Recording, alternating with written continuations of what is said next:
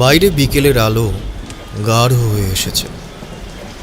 ইতিমধ্যেই তারানাথের বৈঠকখানার আড্ডা রীতিমতো জমে উঠেছে।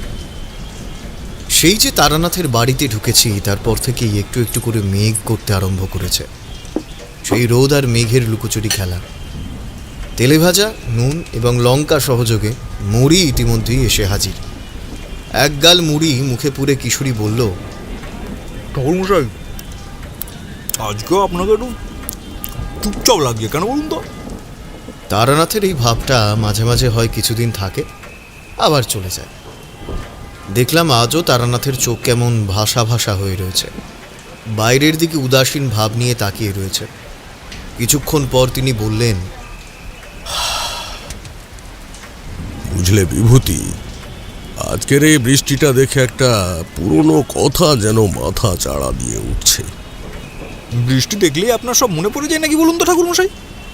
বুঝলাম কিশোরী তার কাজ শুরু করে দিয়েছে, এটাকে নিয়ে আর পারলাম না। কিন্তু আজ তারানাথের মুখ থেকে গল্প বার করতে গেলে একটু আধটু বিয়ে খোঁচা, যাই হোক।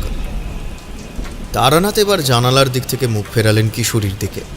সে মুখে ক্রোধের সামান্য চিহ্ন নেই। ছোট্ট ছেলে দুষ্টুমি করলে বাবা মা যেমন একটা হাসি হাসি মুখ নিয়ে তাকিয়ে থাকে, এটা কতকটা ওই রকম। আজকে আর তোমার এই বুড়োকে তাতিয়ে গল্প বার করার প্রক্রিয়া কার্যকরী হবে না হে কিশোরী। দাও দাও দেখি, আগে আমার দক্ষিণাখানা দাও। আমি একটু হাসলাম। কিশোরী তারানাথের রসিকতা বুঝে পাসিংশোর একটা প্যাকেট তুলে দিল ওনার হাতে।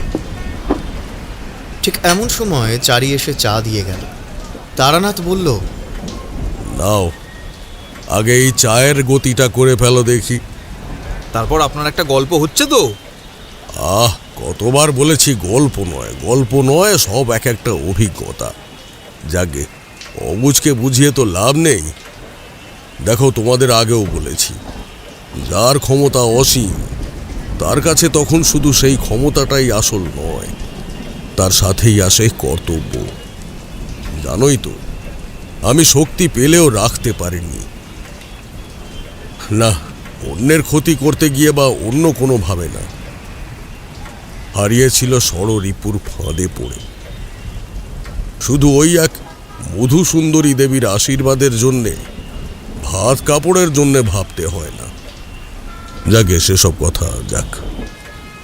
ইতিমধ্যে সন্ধ্যা নেমেছে। প্যাকেট থেকে একটা পাসিংশো বের করে তারানাথ দু চারটে শুকটান মারার পর গল্প শুরু করলেন।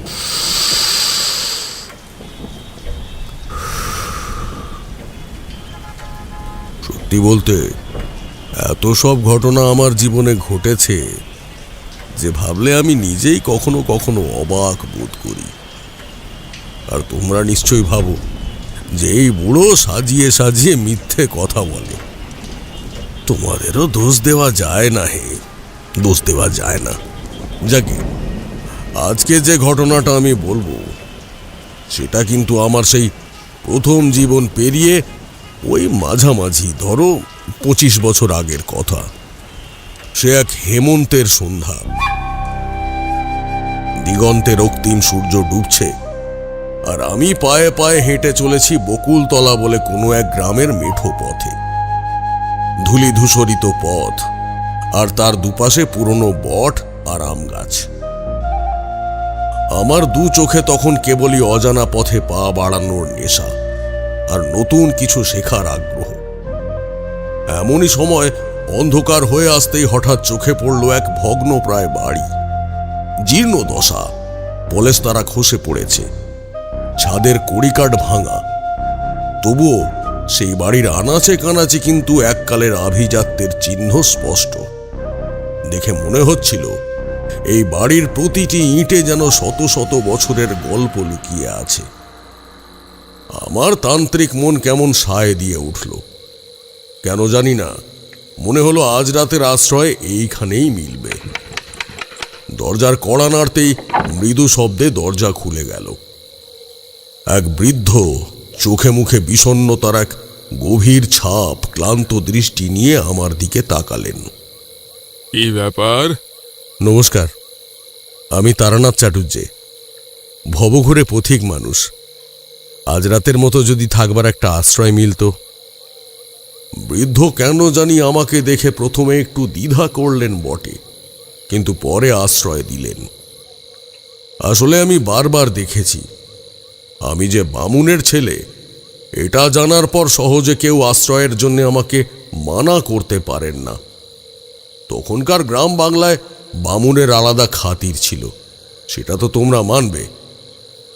নমস্কার, আমি হরিশঙ্কর রায়। আপনি ভিতরে আসুন ঠাকুর মশাই, আমি এখনই কিছু ব্যবস্থা করছি। তবে গরিবের বাড়িতে আপনার একটু কষ্ট হবে। যাই হোক, সেই রাত কাটলো আমার সেই বাড়িতে। বাইরে সারা রাত ঝোড়ো বাতাসের সঙ্গে শেয়ালের এক টানা গোঙানি। তবে কয়েকদিন শ্মশানে মশানে ঘুরে গাছের তলায় ঘুমিয়ে কাঁঠাল কাঠের খাটিয়ায় ঘুমটা যে মন্দ হলো তা বলবো না। পরদিন সকালে উঠে ধ্যান করে বাইরে বেরোতেই দেখি বছর 15-16 একটি যুবতী মেয়ে হাতে দুধ আর খইয়ের বাটি নিয়ে আসছে। দাদু আপনার খাবার পাঠিয়েছেন আর জিজ্ঞাসা করেছেন দুপুরের জলযোগে আপনি কি কি সেবা করবেন। তোমার নাম কি মা? বিজয়া। তা মা বিজয়া, তোমার দাদু কি এখন খেতে বসেছেন? হ্যাঁ ঠাকুরমশাই। তাহলে এই খাবার নিয়ে সেখানেই চলো। আমার উদ্দেশ্য ছিল যার বাড়িতে আছি তার সাথে এই বেলা আলাপটা সেরে নেওয়া। কার্যকালে দেখা গেল আমার কাজে ফল হয়েছে। খেতে বসে হরিশঙ্কর বাবু আমার সাথে বেশ সহজ হয়ে এলেন। আপনি তো আমার নাতনিকে দেখলেন ঠাকুর মশাই, কত লক্ষ্মী মেয়ে আমার বিজয়া মা। জন্মের সময় থেকে মা হারা। গেল বসন্তে আমার ছেলেটাও চলে গেল। এখন আমি আর এই নাতনি, আমাদের এই ভাঙা বাড়ির সম্বল। বিয়ের বয়স হয়েছে, অথচ উপযুক্ত পাত্র পাচ্ছি কই।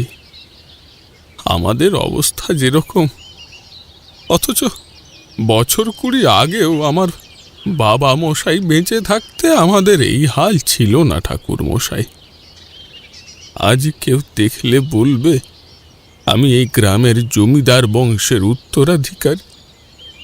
আমাদের সে বিশাল জমিদারি, কত সানে বাঁধানো পুকুর, কত তাল পুকুর, কত কর্মচারী।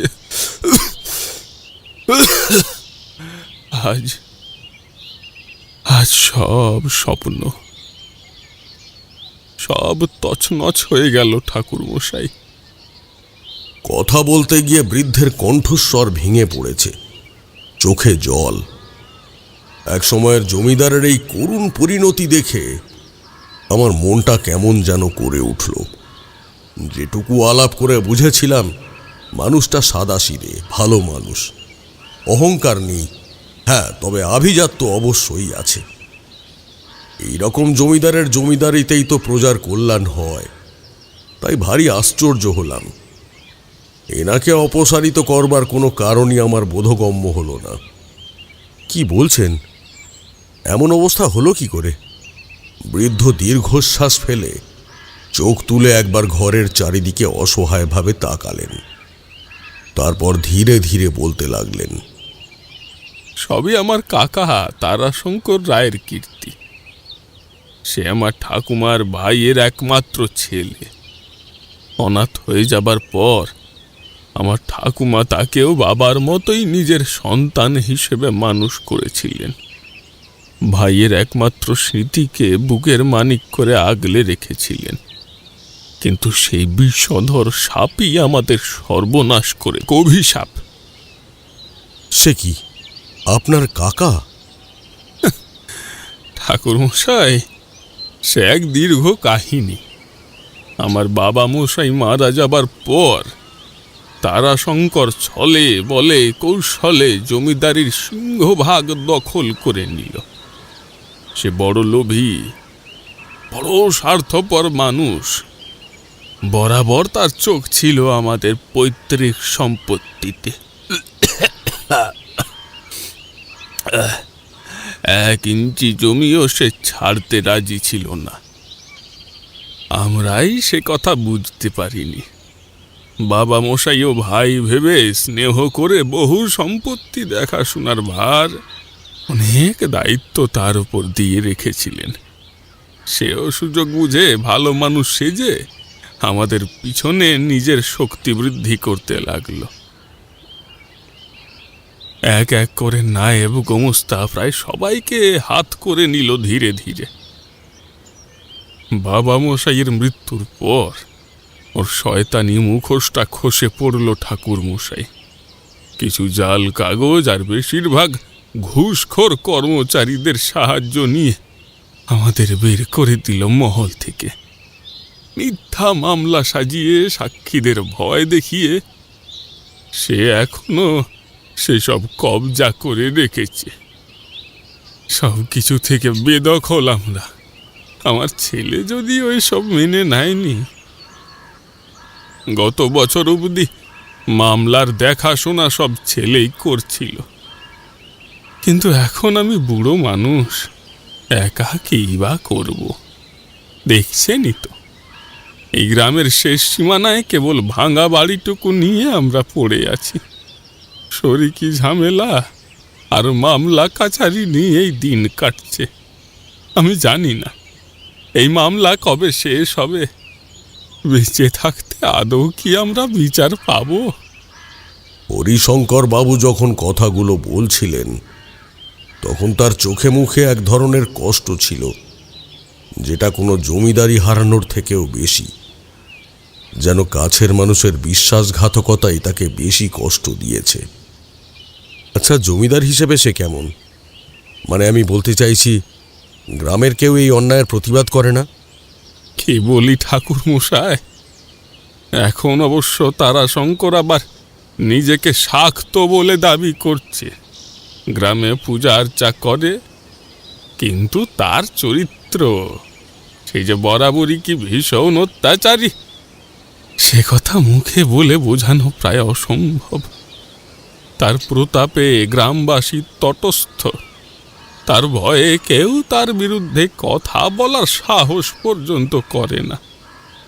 সে এখনো গ্রামের মাতব্বর সেজে বসে আছে।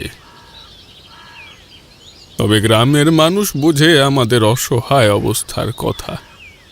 অন্যায়ভাবে সব হারিয়েছি। তারাশঙ্কর তো ওদের ওপরও অত্যাচার কম করেনি। তারাশঙ্কর নিজে থেকে জোর করে প্রচুর খাজনা আদায় করে, যা আগে অন্তত আমাদের বাবা মশাই করতেন না। তাই মানুষের একটা সহানুভূতি আছে আমাদের প্রতি। বিশু লেঠেলের মতো কিছু মানুষ আছে যারা এখনো আমাকেই জমিদার বলে মানে। ওদের জোরেই তবু টিকে আছি এই বয়সে। হরিশঙ্কর বাবুর কথা শুনে আমার মনে হলো যে তার এই কষ্টটা কোনো সাধারণ জমিদারি হারানোর কষ্ট নয়। এর পেছনে যেন আরো গভীর কিছু রয়েছে, যা তিনি হয়তো নিজেই বোঝেন না। হঠাৎ করেই আমার মনে হচ্ছিল এই আশ্রয় কেবল আমার থাকার জন্যে নয়, এর পেছনে কোনো বৃহত্তর উদ্দেশ্য রয়েছে। হয়তো আমার কিছু করার আছে এই গ্রামের জন্যে, এই হতভাগ্য পরিবারের জন্যে। তারপর কি হলো ঠাকুরমশাই? আপনি কি সেই মামলা মোকদ্দমাতেই জড়িয়ে পড়লেন, নাকি আপনার সেই তান্ত্রিক শক্তি আপনাকে অন্য পথে নিয়ে গেল? এই কাহিনী যতটা সহজ মনে হচ্ছে ততটা সহজ নয় বিভূতি। এরপর যা ঘটল তা তোমাদের কল্পনারও বাইরে। হরিশঙ্কর বাবু সেদিন কেবল তার দুঃখের কথা বলছিলেন, কিন্তু তার অগোচরেই যে এক ভয়ঙ্কর নিয়তি তাদের পরিবারকে ঘিরে ধরেছিল তা তিনি বুঝতে পারেননি। আর সেই নিয়তির মুখোমুখি হতে হয়েছিল আমাকে, এক যুবক তারানাথকে। থাক, সেসব ধীরে ধীরেই জানতে পারবে। তবে বুঝলে বিভূতি, হরিশঙ্কর বাবুর কথাগুলো শুনে অবধি সেদিন আমার মনটা কিন্তু খুঁত খুঁত করছিল। একজন বামুন হয়ে ভবঘুরে পথিক হিসেবে আমি সাধারণত জাগতিক ঝামেলায় জড়াতে চাইতাম না, কিন্তু এই বৃদ্ধের চোখে যে গভীর বেদনা বা অসহায়ত্ব দেখলাম, সেটা আমাকে অন্যরকমভাবে ভাবাচ্ছিল। সেই রাতে বাড়ির সকলে যখন গভীর ঘুমে আচ্ছন্ন, আমি গোপনে উঠে পড়লাম। আমার উদ্দেশ্য তান্ত্রিক ক্রিয়ার মাধ্যমে এই জমিদার পরিবারের ভবিষ্যৎ এবং তাদের মামলা মোকদ্দমায় পরিণতি একবার নিজে পরখ করে দেখব। সেরকম বুঝলে না হয় সে কথা ওদের নাই বা জানালাম। দরকার হলে শান্তি সস্তায়নের একটা ব্যবস্থাও করতে হবে। এইসব ভেবেই সেই বাড়ির উঠোনে এক কোণে আমি আমার সামান্য তান্ত্রিক সামগ্রী নিয়ে বসলাম। চারিদিকে তখন নিস্তব্ধতা, কেবল ঝিঁঝি পোকার একঘেয়ে ডাক আর দূর থেকে ভেসে আসা পেঁচার কর্কশ শব্দ। আমি মন্ত্র পাঠ করতে শুরু করলাম। মনকে কেন্দ্রীভূত করলাম ভবিষ্যতের গভীরে প্রবেশ করার জন্য। আর তখনই বিভূতি, তখনই আমি যা দেখলাম তা আমাকে বেশ অবাক করল। আমার দিব্য দৃষ্টিতে আমি দেখতে পেলাম হরিশঙ্কর বাবুর মামলায় জয় অবশ্যম্ভাবী।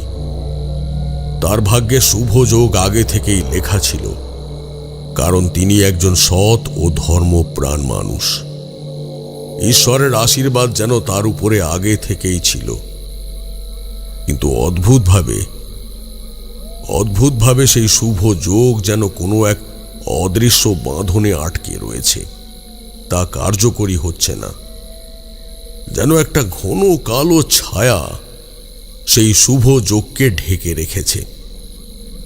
আমি স্পষ্ট বুঝতে পারলাম এই ছায়া কিন্তু কোনো সাধারণ জাগতিক সমস্যা নয়।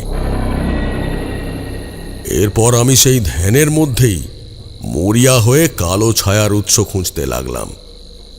আরো গভীরে প্রবেশ করতেই আমার চোখে পড়ল এক বৃদ্ধ। তার পরনে কালো পোশাক। আমি নিশ্চিত যে এই বৃদ্ধ তারাশঙ্কর না হয়ে যায় না। আগেই জেনেছিলাম বৃদ্ধ হরিশঙ্করের এই কাকা তার থেকে বয়সে মাত্র বছর 10 বড় ছিলেন।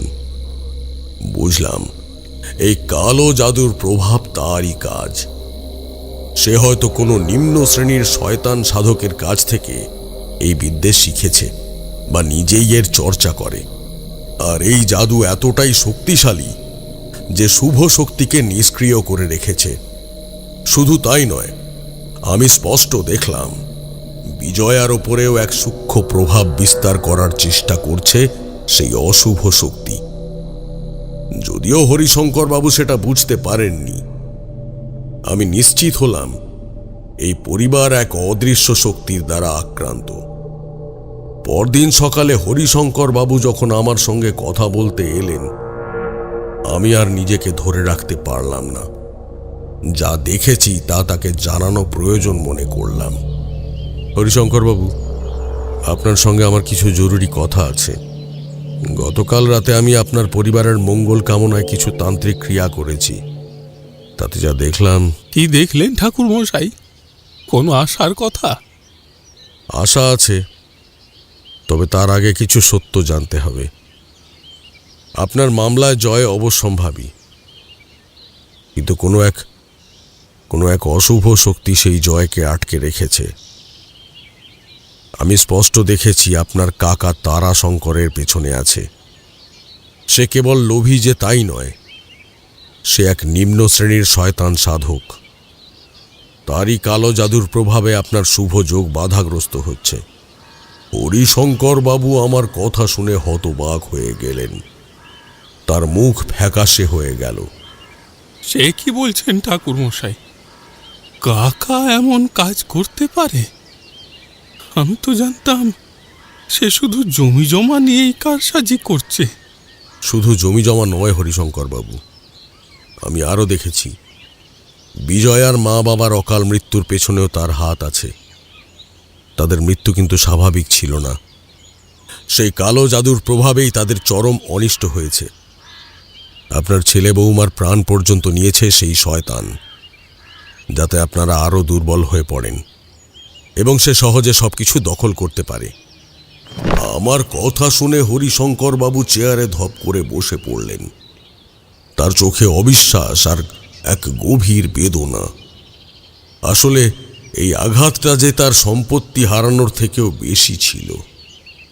আমার বিজয়া এই বয়সে মা বাবা হারিয়ে শয়তান তারা শঙ্কর, এই জন্যেই তো আমার ছেলেটা মামলাটা এত জোর দিয়ে লড়ছিল। আমি কি মূর্খ, এক জায়গায় বহুদিন কাটিয়ে একসাথে বড় হয়ে উঠেও ওকে চিনতে পারলাম না। এখনো সময় আছে। যদি আপনি অনুমতি দেন, আমি সেই কালো জাদুকে নিষ্ক্রিয় করতে পারি। আপনার সৎ জীবন আর আপনার পূর্বপুরুষদের পুণ্যই এই জাদুকে প্রতিহত করতে সাহায্য করবে। কিন্তু এর জন্য আমার কিছু জিনিসের প্রয়োজন হবে, আর এই মহাযজ্ঞ কিন্তু এই বাড়িতেই করতে হবে। হরিশঙ্কর বাবু আমার কথা শুনে যেন নতুন করে শক্তি পেলেন। তার চোখে আশার আলো জ্বলে উঠল। আপনার যা যা প্রয়োজন সব ব্যবস্থা করব ঠাকুর মশাই। আপনি যেমন করে হোক আমাদের এই অভিশাপ থেকে মুক্তি দিন, বিজয়াকে বাঁচান। এই ভাঙা বাড়িতে আপনার যা খুশি করতে পারেন। হরিশঙ্কর বাবুর অনুমতি পেয়ে আমি আর দেরি করলাম না। আমি সেই দিনই আবার নতুন করে যজ্ঞের জন্য প্রস্তুত হলাম। এবার আমার উদ্দেশ্য ছিল কেবল অশুভ শক্তিকে নিষ্ক্রিয় করা নয়, তার উৎস খুঁজে বের করে সমূলে বিনাশ করা। আমি হরিশঙ্কর বাবুকে নির্দেশ দিলাম, বাড়ির ভেতরে কেউ যেন আমার কাজে বাধা না দেয়, আর কেউ যেন আমার কাছাকাছি না আসে। আমি সেই ভাঙা বাড়ির আনাচে কানাচে অনুসন্ধান শুরু করলাম। আমার হাতে ছিল মন্ত্রপুত শক্তি পুষ্প। সেই পুষ্প থেকে বের হয়ে আসা নীলচে আভাই আমাকে সঠিক পথ দেখাতে লাগলো। অবশেষে বাড়ির এক গোপন কোণে ভাঙা দেওয়ালের আড়ালে আমি আবিষ্কার করলাম আমার সেই কাঙ্ক্ষিত জিনিসটা। সংকেত মতো নির্দিষ্ট জায়গায় মাটির গভীরে একটু গর্ত খুঁড়তেই দেখলাম লুকিয়ে কালো কাপড়ে মোড়ানো 3টে পুতুল। পুতুলগুলো বানানো লাল সুতো আর পাতিলেবু জুড়ে জুড়ে। প্রতিটি পুতুলের গায়ে সূক্ষ্মভাবে পিন গাঁথা। কিন্তু সবচেয়ে অদ্ভুত কথা কি বলতো, বেশ কয়েক বছর ধরে মাটির নিচে থাকার পরেও পুতুলগুলো একটুও পচে যায়নি। মনে হচ্ছিল যেন এই মাত্র বানানো হয়েছে। এর থেকেই বোঝা যাচ্ছিল যে তারাশঙ্করের জাদু কতটা শক্তিশালী। আমি বুঝতে পারলাম এই পুতুলগুলোই হরিশঙ্কর বাবুর পরিবারের উপর অশুভ প্রভাব বিস্তার করার মূল মাধ্যম। পুতুলগুলোর সঙ্গে পরিবারের সদস্যদের ভাগ্যের এক অলৌকিক যোগসূত্র স্থাপন হয়ে গিয়েছিল। আমি পুতুলগুলো সাবধানে বের করে আনলাম। আমার মন্ত্রের শক্তি দিয়ে নিষ্ক্রিয় করতে লাগলাম সেগুলোকে। আমি মন্ত্র পাঠ করতে লাগলাম আর পুতুলগুলোর ওপর পবিত্র জল ছিটিয়ে দিলাম। সেগুলো থেকে এক বিকট দুর্গন্ধ আর এক ধরনের কালো ধোঁয়া বাইরে বেরিয়ে আসতে শুরু করলো। মনে হলো যেন বহু দিনের বন্দি কোনো অশুভ আত্মা মুক্তি পাচ্ছে। ধীরে ধীরে পুতুলগুলো শুকিয়ে যেতে লাগলো, আর তাদের মধ্যে যে কালো শক্তি ছিল তা যেন নিঃশেষ হয়ে গেল। আমার রুদ্রাক্ষের মালা কিন্তু তখনও উত্তপ্ত। আমি বেশ বুঝতে পারলাম আমার মন্ত্রের শক্তি সেই অশুভ শক্তিকে আঘাত করছে। আমি একের পর এক মন্ত্র পাঠ করতে লাগলাম। আমার চারপাশে যেন এক অদৃশ্য প্রাচীর তৈরি হতে লাগলো। সেই প্রাচীর কালো শক্তিকে প্রতিহত করতে শুরু করলো। এবার কাজটা যদিও মোটেও সহজ ছিল না। কোনো অদৃশ্য সত্তা আমার কাজকে বাধা দেওয়ার চেষ্টা করতে লাগলো ক্রমাগত। একদলা শীতল বাতাস আমার চারপাশে ঘূর্ণি খাচ্ছে তখন প্রবল বেগে। মাঝে মাঝে মনে হচ্ছে কেউ যেন আমার হাত পা টেনে ধরছে, কিন্তু আমি থামলাম না। যতক্ষণ না আমি নিশ্চিত হতে পারছিলাম যে অশুভ শক্তি নিষ্ক্রিয় হয়েছে, ততক্ষণ আমি আমার আসনে স্থির রইলাম।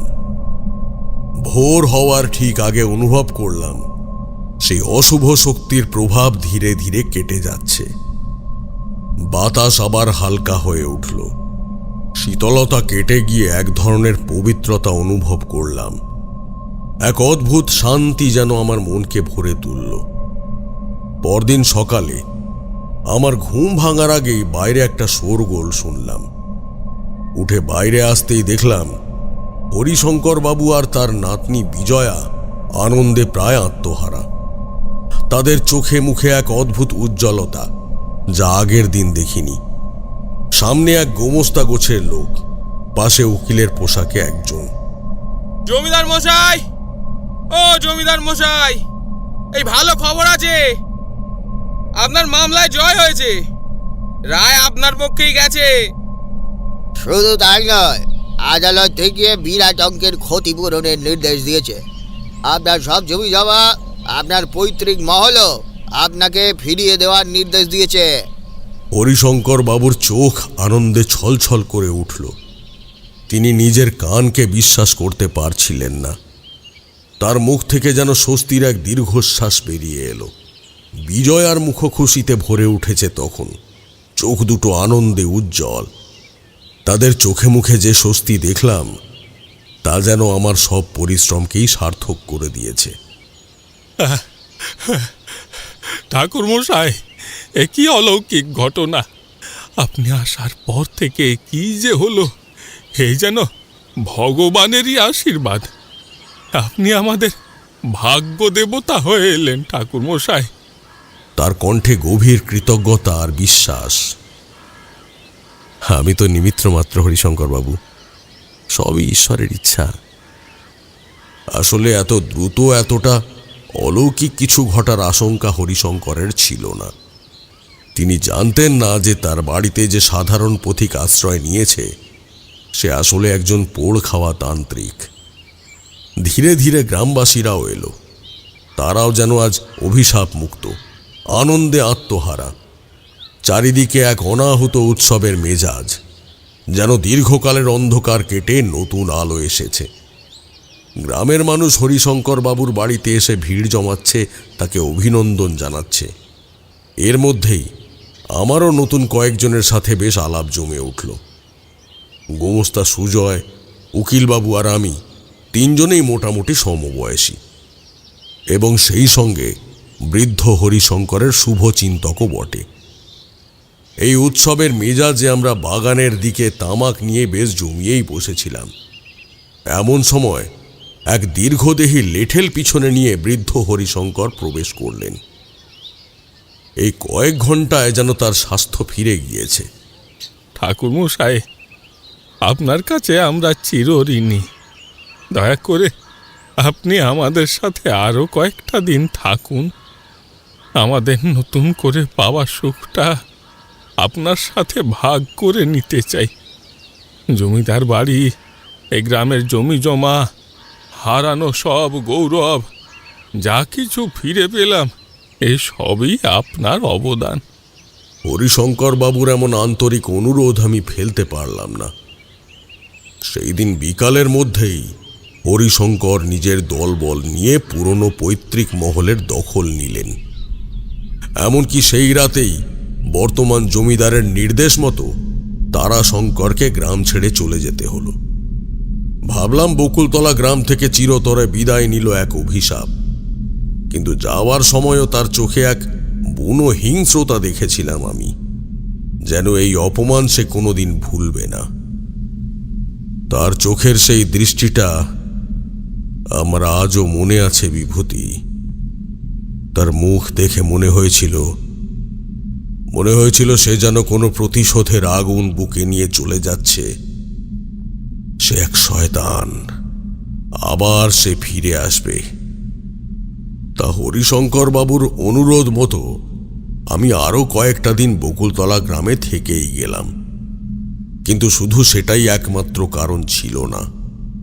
আমি জানতাম, যখন কোনো অহংকারীর অহং এইভাবে ধ্বংস হয়, আর সেই অহংকারীর পেছনে খোদ শয়তান থাকে, তখন তার ফল শুধু পৃথিবীতেই সীমাবদ্ধ থাকে না, এর অন্যরকম পরিণতিও হয়। আমার তান্ত্রিক মন তখন থেকেই এক ভিন্ন ধরনের অস্থিরতা অনুভব করছিল। বকুলতলা গ্রামের বাতাসে, এই চারমহলা জমিদার বাড়ির উচ্ছলতার মধ্যে আমি যেন কোনো চাপা আর্তনাদ, কোনো অস্পষ্ট কান্নার সুর শুনতে পাচ্ছিলাম। সেই মুহূর্তগুলোতে কোনো অলৌকিকতা বা অশুভ শক্তির আগমন কিন্তু আমার কাছে স্পষ্ট ছিল না। কিন্তু কেন ঠিক জানি না, ভেতরে ভেতরে এক গভীর অস্বস্তি তৈরি হচ্ছিল। মনে হচ্ছিল এই গ্রামের মাটি যেন কিছু গোপন করে রেখেছে, আর সেই গোপনীয়তার উপরেই চলছে অদৃশ্য ক্ষমতার লড়াই। গ্রামে অবশ্য তখন আনন্দের জোয়ার। দীর্ঘদিনের অত্যাচারী তারাশঙ্করের কবল থেকে মুক্তি পেয়ে যেন নতুন জীবন পেয়েছে সবাই। হরিশঙ্কর বাবুও ফিরে পেয়েছেন তার পৈতৃক মহল। গ্রামবাসীদের মুখে হাসি। বেশ কিছুদিন চারিদিকে উৎসবের আমেজ চলল বটে, কিন্তু সেই আনন্দ দীর্ঘস্থায়ী হল না। প্রকৃতির এক অলিখিত নিয়ম আছে, অশুভ শক্তি সম্পূর্ণ বিনাশ না হলে সে বারবার মাথা চাড়া দিয়ে ওঠে। প্রথমেই অশুভ শক্তির ক্ষুধার বলি হল জমিদার হরিশঙ্করের বহুদিনের বিশ্বস্ত লেঠেল বিশু। একদিন কাক ডাকা সকালে গ্রাম থেকে খবর এলো বিশু নাকি ঘুমের মধ্যে মারা গিয়েছে। তখন কেউই প্রথমে তেমন গুরুত্ব দেয়নি ব্যাপারটাকে। আগেকার দিনে গ্রামেগঞ্জে এমন তো কতই হতো। আমরা সবাই চললাম বিশুর পরিবারকে সান্ত্বনা দিতে। জমিদার বাবু কিছু মাসোহারার বন্দোবস্ত অবধি করে দিলেন, কিন্তু আমি যখন শান্তি জল ছড়িয়ে দেব বলে তার মৃতদেহের দিকে এগিয়ে গেলাম, তখন আমার চোখ কপালে উঠল। বিশু বিছানায় শান্তভাবে শুয়েছিল ঠিকই, কিন্তু তার দেহে যেমন কোনো আঘাতের চিহ্ন নেই, তেমনি মুখে নেই কোনো অভিব্যক্তি। মৃত্যু যন্ত্রণা কি না জেনেই সে যেন বিদায় নিয়েছে কোনো স্বপ্নের মধ্যে দিয়ে। এমন মৃত্যু কেবল দুই ধরনের মানুষের হয়, এক যারা ঈশ্বরের আশীর্বাদ পেয়ে মুক্তি লাভ করেছে, অথবা যারা কোনো অশুভ শক্তির অপব্যবহারে মারা গিয়েছে। তবে আসল কথা কিন্তু শুধু সেটাই নয়। আসলে ততক্ষণে আমার তান্ত্রিক চোখ তার মৃতদেহের চারপাশে এক কালো ছায়ার উপস্থিতি টের পেয়ে গেছে। আর তখনই আমি নিশ্চিত হয়েছি যে এটা কোনো স্বাভাবিক মৃত্যু নয়। সন্দেহবশত বিশুর মৃতদেহের আরো কাছে এগিয়ে গিয়ে তার দেহ খুঁটিয়ে পরীক্ষা করতে যেতেই এক বিভৎস সত্য আমার সামনে এলো। এ কি, এমন নৃশংস কাজ কে করল? বিশুর জীব নেই, কে যেন ধারালো অস্ত্র দিয়ে তা কেটে নিয়েছে। আমি আঁতকে উঠলাম। তাড়াতাড়ি বাইরে গিয়ে জমিদার মশাই সহ গ্রামের কয়েকজন মাথাকে ডেকে আনলাম। উপস্থিত সবাই আতঙ্কে শিউরে উঠল এই অবস্থা দেখে। গ্রামবাসীদের মধ্যে চাপা গুঞ্জন শুরু হলো। বিশু গ্রামের বলিষ্ঠ যুবক, এমনভাবে তার মৃত্যু। তার 3 দিন পর দ্বিতীয় মৃত্যুর খবরটা এলো। ততক্ষণে গ্রাম জুড়ে ভয়াবহ আতঙ্ক দানা বেঁধেছে। এবারে গ্রামের এক অত্যন্ত প্রবীণ ব্যক্তি বলাই খুঁড়ো, হরিশঙ্কর বাবুর বাবার বন্ধু ছিলেন। যুবক বয়সে একসাথে শহরে গিয়েছিলেন পাট চালের আড়তের ব্যবসা শিখতে। তার মৃত্যু বিশুর মতোই রহস্যজনক। সেই একই রকম বিভৎস। দেহে কোনো আঘাতের চিহ্ন নেই, মুখ অভিব্যক্তিহীন, কিন্তু বিশুর মতোই তার জিভও উধাও, যেন ধারালো অস্ত্র দিয়ে নিখুঁত হাতে কেটে নেওয়া হয়েছে। পরপর এই দুটো ঘটনার পর থেকেই গ্রামে একের পর এক ভয়ানক কাণ্ড শুরু হলো। গণহারে মানুষ মারা যেতে লাগলো। তারা পালাতে শুরু করলো ভিটে মাটি সব ছেড়ে। আজ যে মানুষগুলো জলজ্যান্ত, কেউ জানতো না যে কাল সকালে সে পৃথিবীর আলো আদৌ দেখবে কিনা। রাতে মানুষ না ঘুমিয়ে গ্রাম পাহারা পর্যন্ত দিতে শুরু করলো, কিন্তু কোনো লাভ হলো না। রাত ভোর হলেই কেউ না কেউ বিছানা ছেড়ে আর উঠত না, তলিয়ে যেত চিরঘুমে। তবে সেই একই ঘটনা। দেহে যেমন কোনো আঘাতের চিহ্ন থাকতো না, তেমনি মুখে থাকতো না কোনো যন্ত্রণার ছাপ। একমাত্র একটাই চিহ্ন বহন করত সেই হতভাগ্য মানুষের দল, তাদের জীব নেই। দিন দশেকের মধ্যে গ্রামে পুরোপুরি আতঙ্ক ছড়িয়ে পড়ল। মানুষজন ভয়ে সিটিয়ে গেল। দিনের বেলায়ও গ্রামের পথঘাট ফাঁকা হতে শুরু করল। সন্ধ্যা নামলেই গ্রামের প্রতিটি বাড়িতে মৃত্যুর নিস্তব্ধতা। আমার কপালেও চিন্তার ভাঁজ পড়ল। এই ধরনের ঘটনা আমি এর আগে দেখিনি। জীব কাটা, এ ঘটনার অর্থ কি? তান্ত্রিক সাধনা এর কোনো বিশেষ অর্থ আছে কি? আমি আমার কাছে থাকা সমস্ত পুঁথির প্রতিটা পাতা উল্টে দেখতে লাগলাম এর পেছনে কি থাকতে পারে। হরিশঙ্কর বাবু, এ তো দেখছি গ্রামের উপর এক নতুন অভিশাপ নেমে এসেছে। আমি নিশ্চিত এই মৃত্যুর পেছনে নিশ্চয়ই কোনো অশুভ শক্তি কাজ করছে। ঠাকুর মশাই, কি বলছেন আপনি? এ তো ভয়ঙ্কর বিভীষিকা। এই তারাশঙ্কর চলে যাওয়ার পরও এমন হচ্ছে কেন? তবে কি সে কোনো শেষ খেলা খেলে গেল? হ্যাঁ, তারাশঙ্কর চলে গেছে ঠিকই, কিন্তু তার ফেলে যাওয়া কালো জাদুর প্রভাব হয়তো এখনো রয়ে গেছে। অথবা এর পেছনে অন্য কোনো শক্তির হাত আছে। এই জীব কাটার রহস্য আমার কাছে স্পষ্ট নয়, কিন্তু এ সাধারণ মানুষের কাজ হতে পারে না হরিশঙ্কর বাবু। তার বিশেষ প্রমাণ আমি বারে বারে পেয়েছি। তবে আপনি চিন্তা করবেন না হরিশঙ্কর বাবু, এর রহস্য উদ্ঘাটন করবই আমি। কিন্তু এই মুহূর্তে গ্রামবাসীদের রক্ষা করাটাই সবচেয়ে জরুরি। আমি গ্রামের চারপাশে এক ধরনের তান্ত্রিক সুরক্ষা বলয় তৈরি করার কথা ভাবতে লাগলাম। গ্রামের প্রতি বাড়িতে, প্রতিটা প্রবেশ পথে আমি কিছু রক্ষা কবচ স্থাপন করার পরিকল্পনা করলাম। কিন্তু তার আগে এই মৃত্যুর কারণ খুঁজে বের করাটা ছিল আমার প্রধান কাজ। না হলে এভাবে বেশি দিন গ্রামশুদ্ধ মানুষকে বাঁচিয়ে রাখা রীতিমতো অসম্ভব। আমি বুঝতে পারছিলাম আমার সামনে এক কঠিন পরীক্ষা অপেক্ষা করছে। এক অজানা অদৃশ্য শত্রুর বিরুদ্ধে যুদ্ধ করার জন্য আমাকে প্রস্তুত হতে হবে। ঠাকুরমশাই থামলেন। তারপর পাশে রাখা ঘটি থেকে আলগোছের জল খেলেন কয়েক ঢোক। ঠাকুরমশাই, তারপর কি হলো?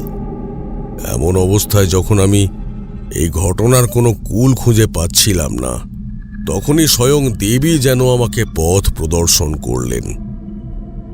তোমরা তো জানোই, বিপদকালে রাত ভোর ধ্যান করার একটা অভ্যাস আমার রয়েছে। ঠিক সেই রকমই একদিন গভীর রাতে আমার ধ্যান ভেঙে গেল। কারণটা তেমন কিছুই নয়, খুব মৃদু একটা শব্দ। গভীর নিস্তব্ধতা আর পেঁচার কর্কশ ডাকের মধ্যেও সেই শব্দটা আমার কানে স্পষ্ট বেজে উঠল। প্রথমে ভাবলাম হয়তো এমনি কোনো শব্দ, কিন্তু তখনই আবার সেই শব্দ, ঠিক একই ভীষণ রকম এক শব্দ। আমার মন সায় দিল না। সেই সময় বকুলতলা গ্রামের যে পরিস্থিতি, তাতে কোনো মানুষের পক্ষে রাতের অন্ধকারে বাইরে বের হওয়ার কথা কল্পনা করাও একরকম অসম্ভব, অবাস্তব। তবে কোনো এক অদৃশ্য শক্তি যেন আমাকে ঘরের বাইরে যাবার জন্য তাগিদ দিতে লাগলো। এক অদ্ভুত টান অনুভব করতে লাগলাম আমি অতি সাবধানে শব্দ না করে আমার শয়নকক্ষ থেকে বের হয়ে এলাম বাইরে। উঠোনে আসতেই আমার চোখ স্থির হয়ে গেল, শ্বাস যেন বুকের মধ্যেই আটকে গেল। অন্ধকারে আবছাভাবে দেখতে পেলাম এক কৃশ খর্বকায় ছায়ামূর্তি রাতের অন্ধকারে বাড়ির পেছনের যে দরজাটা সাধারণত বন্ধ থাকে, সেই দরজা দিয়ে ভিতরে ঢুকে আসছে। আমি দম বন্ধ করে দেখতে লাগলাম। দূর থেকেও স্পষ্ট আমি বুঝতে পারছিলাম তার চাল চলনে এক অস্বাভাবিকতা ছিল, যেন এক অদ্ভুত জড়তা। পায়ের শব্দ ছিল না বললেই চলে, যেন শূন্যে ভর করে হেঁটে আসছে। একটু কাছে আসতেই এবার বারান্দায় ঝোলানো লণ্ঠনের নিভু নিভু আলোয় অবয়বটা আমার কাছে স্পষ্ট হলো। হরিশঙ্করের নাতনি বিজয়া। কিন্তু সে এত রাতে বাড়ির বাইরে কি জন্য? আমি অবাক হয়ে দেখলাম তার চোখ দুটো শূন্য, অপলক, যেন এই মুহূর্তে এই পৃথিবীতে সে নেই। কোনো এক ঘোর অমানিশার অতলে ডুবে আছে। আমার মনে এক অজানা আশঙ্কার জন্ম নিল। আমি সামান্য একটু শব্দ করে একটা থামের আড়ালে লুকিয়ে পড়লাম। কিন্তু কোথায় কি? মেয়েটার যেন কোনো হুঁশই নেই তাতে। সেদিনের বিজয়াকে দেখে আমার মনে হচ্ছিল সে যেন কোনো পুতুল, কোনো অদৃশ্য অশুভ সুতোয় নাচছে। তার চোখে যে শূন্যতা ছিল তা কোনো সাধারণ ঘুম ভাঙা চোখে থাকে না। সে এক পৈশাচিক শূন্যতা। আমি স্পষ্ট বুঝতে পারলাম যে মেয়েটি সুস্থ নয়, সে কোনো ভয়ঙ্কর অশুভ শক্তির বশে রয়েছে। তবে এটা কি সেই কালো জাদুরই নতুন খেলা? তারাশঙ্করের প্রতিহিংসার শেষ আঘাত? আমি তৎক্ষণাৎ কিছু মন্ত্র পাঠ করতে শুরু করলাম। আমার প্রতি মন্ত্রের সাথে সাথে আমি অনুভব করলাম এক প্রচণ্ড অশুভ শক্তির উপস্থিতি। সেই শক্তি যেন বিজয়ার প্রতিটা রক্ত কণিকায় মিশে আছে, তার প্রতিটি অঙ্গ প্রত্যঙ্গকে নিয়ন্ত্রণ করছে। আমার মনে সন্দেহ জাগল, এই জীব কাটার ঘটনার সঙ্গে মেয়েটার কি কোনো যোগসূত্র আছে? আমার মাথার মধ্যে যেন সহস্র বজ্রপাত হচ্ছিল। আমি নিজেকেই নিজে প্রশ্ন করলাম যে কিভাবে সম্ভব এটা? এত নিরীহ একটা মেয়ে এমন নৃশংস কাজ কিভাবে করতে পারে? এর পেছনে কি এমন কারণ থাকতে পারে?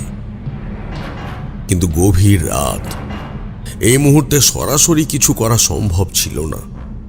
কোনো কিছু না জেনে বুঝে বিজয়ার সঙ্গে কোনো ধরনের সংঘাত আরো বড় বিপদ ডেকে আনতে পারে। হয়তো সেই অপশক্তি আরো হিংস্র হয়ে উঠবে এরপর।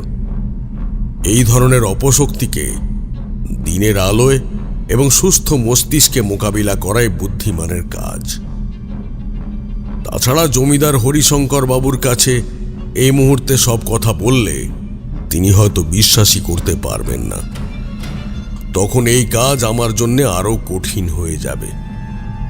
সকালের আগে ছাড়া তাই আমার পক্ষে সন্দেহ নিরসনের কোনো উপায় ছিল না। সারা রাত এক ধরনের অস্থিরতা আর দুশ্চিন্তার মধ্যেই কাটালাম। বুঝলে বিভূতি, কিশোরী, সেই রাতটা ছিল আমার জীবনের অন্যতম দীর্ঘতম রাত। ভোরের আলোর জন্য আমি অধীর আগ্রহে অপেক্ষা করছিলাম। প্রতিটা মুহূর্ত যেন মৃত্যুর মতো ভারী মনে হচ্ছিল।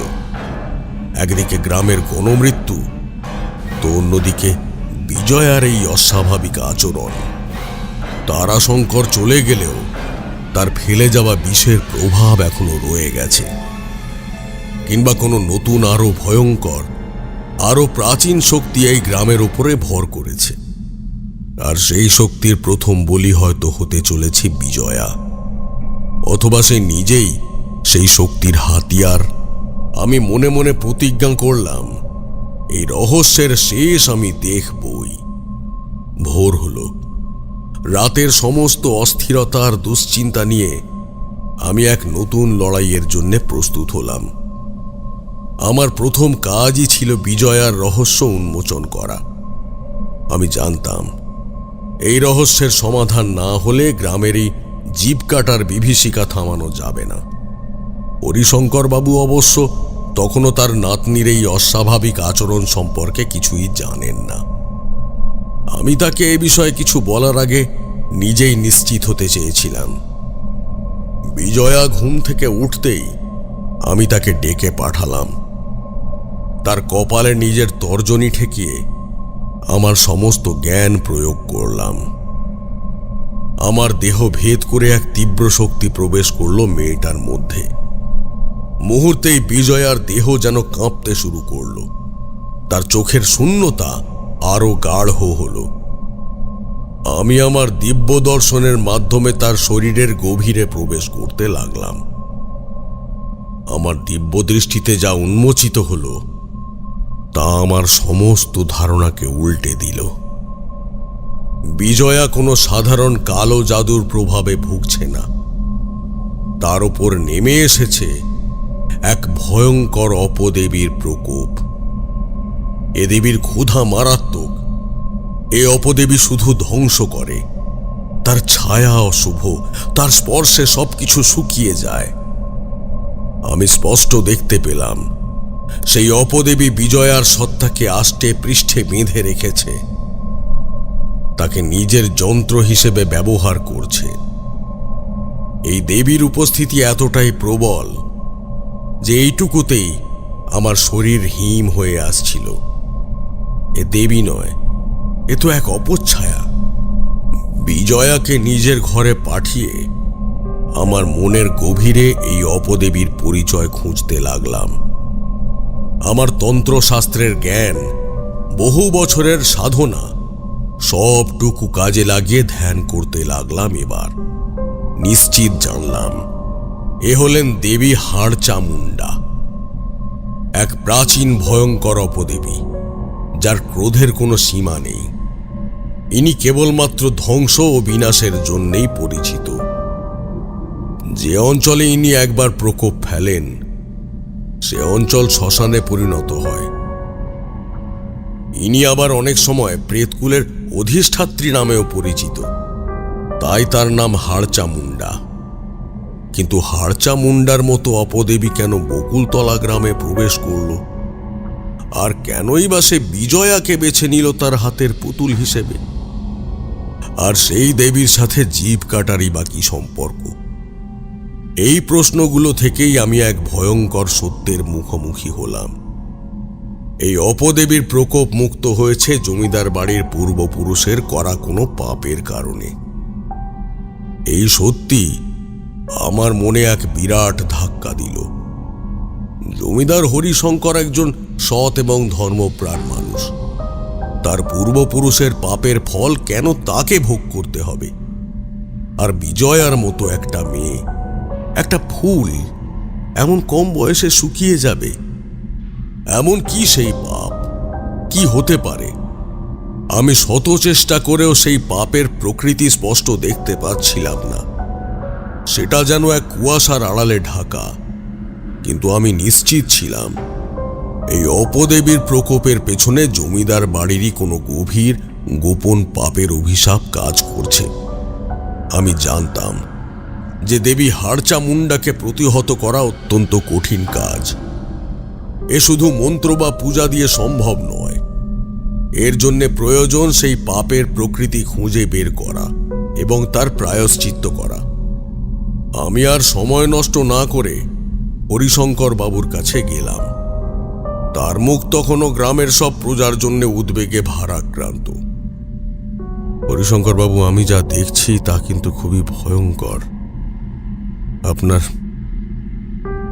আপনার নাতনি বিজয়া এক ভয়ঙ্কর অপদেবীর কবলে পড়েছে। তারই প্রভাবে গ্রামে একের পর এক মৃত্যু ঘটছে। আমি যতটা সম্ভব জমিদার বাবুকে সবটা খুলে বললাম। হরিশঙ্কর বাবু আমার কথা শুনে যেন পাথর হয়ে গেলেন। তার চোখে নেমে এলো এক গভীর আতঙ্ক। হাড়চামুন্ডা এমন দেবী কি সত্যি থাকে ঠাকুর মশাই? আর কেনই বা সে আমার নাতনিকে বেছে নিল? আমি কি পাপ করেছি? কেন আমার এই ফুলের মতন নাতনিটা এইটুকু জীবনে এত কষ্ট পাচ্ছে ঠাকুর মশাই? আপনি কোনো গুরুপাপ করেননি হরিশঙ্কর বাবু, কিন্তু আপনার পূর্বপুরুষের করা কোনো ভয়ঙ্কর পাপ এই অপদেবীকে টেনে এনেছে। সেই অভিশাপে এই গ্রাম আজ ধ্বংসের মুখে। আমার পূর্বপুরুষ? কিন্তু কি পাপ? আমি তো জানি না। আমাদের পরিবারে তো এমন কোনো ঘৃণ্য কাজের কথা কখনো শুনিনি। দেখুন, এখনো আমার কাছে সেটা স্পষ্ট নয়, কিন্তু নিশ্চিত থাকুন এর সাথে এই অপদেবীর আগমন জড়িত। এখন আমাদের প্রথম কাজ হলো বিজয়াকে সেই অপদেবীর কবল থেকে মুক্ত করা এবং গ্রামবাসীদের রক্ষা করা। কিন্তু তার আগে আমাদের সেই পাপের উৎস খুঁজে বের করতে হবে আর তার প্রায়শ্চিত্তের পথ জানতে হবে। বুঝলে বিভূতি, হরিশঙ্কর বাবুর চোখে আমি তখন এক নতুন ধরনের দৃঢ়তা দেখলাম। আমি নিশ্চিন্ত হলাম, আর এই লড়াইটা একা আমার নয়। জমিদার পরিবারের সহযোগিতা ছাড়া এই অপদেবীর বিরুদ্ধে জেতাও যে অসম্ভব। কিন্তু এই অপদেবীর হাত থেকে বিজয়াকে বাঁচানো কি সহজ হবে না? মোটেই। আর এই নিরন্তর মৃত্যুর মিছিলই বা থামাবো কি করে? সেই মুহূর্তে সামনে কোনো রাস্তাই ছিল না। আমি জানতাম আমার সামনে আরো কঠিন পথ অপেক্ষা করছে। তারপর কি হলো ঠাকুরমশাই? বিজয়াকে কি সেই অপদেবীর হাত থেকে বাঁচাতে পারলেন? সেই দিন থেকেই আমি গ্রামে অনুসন্ধান শুরু করলাম। জমিদার বাড়ির পূর্বপুরুষের পাপের কোনো হদিশ করা যে এত কঠিন হবে তা কিন্তু আমি ভাবিনি। হরিশঙ্কর বাবুর পূর্বপুরুষেরা ছিলেন এই অঞ্চলের প্রভাবশালী জমিদার। তাদের কার্যকলাপের কোনো সুনির্দিষ্ট নথি সহজে পাওয়া যাচ্ছিল না। প্রাচীন পুঁথি বা দলিলে যা কিছু লেখা ছিল তা ছিল মূলত সম্পত্তির হিসাব বা পারিবারিক ঐতিহ্য বিষয়ক অগত্যা।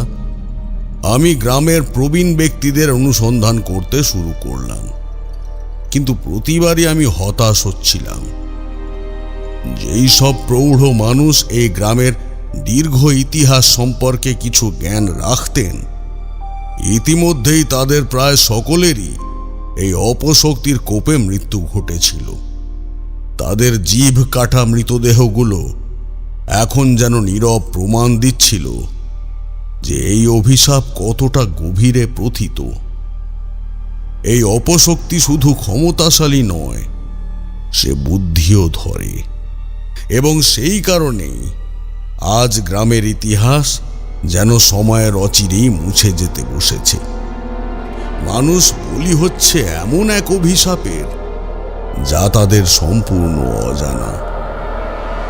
আমি বিজয়াকে বন্ধন দিয়ে রাখায় সে নতুন কিছু অঘটন ঘটায়নি, এটা সত্যি। কিন্তু আমি বুঝতে পারছিলাম সামনের অমাবস্যা কেটে গেলে আমি আর এটা রুখতে পারবো না।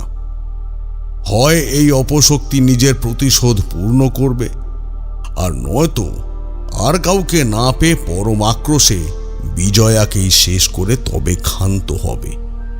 আমি মরিয়া হয়ে গ্রামের বিভিন্ন প্রান্তে ঘুরে বেড়াতে লাগলাম।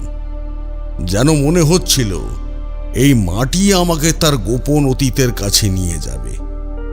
ততদিনে জমিদার বাড়ির পুরনো নথিপত্র ঘেঁটে দেখেছি। প্রতিটি কোণা, প্রতিটি অব্যবহৃত কক্ষ তন্ন তন্ন করে খুঁজেছি, কিন্তু কোথাও কোনো সূত্র পাইনি। আমি প্রায় হাল ছেড়ে দিয়েছিলাম। যেন মনে হচ্ছিল এইবার এই অভিশাপ বুঝি থামানো যাবে না। একদিন সকালে হরিশঙ্কর বাবু আমার কাছে এলেন। তার মুখ উদ্বেগ আর ক্লান্তিতে ভরা। আমি আর পারছি না ঠাকুর মশাই, আর পারছি না। গ্রাম ছেড়ে মানুষ পালাচ্ছে। আমার নাতনি বিজয়ার দিকে তাকিয়ে দেখুন একটিবার, সে যেন দিনে দিনে ক্রমাগত শুকিয়ে যাচ্ছে। এই অভিশাপ থেকে কবে মুক্তি মিলবে ঠাকুর মশাই? জমিদারবাবু হাল ছাড়বেন না। এই অশুভ শক্তিকে রুখতেই হবে, কিন্তু এর জন্য আমাদের সেই পাপের মূল খুঁজে বের করতে হবে, যার কারণে এই অভিশাপ নেমে এসেছে।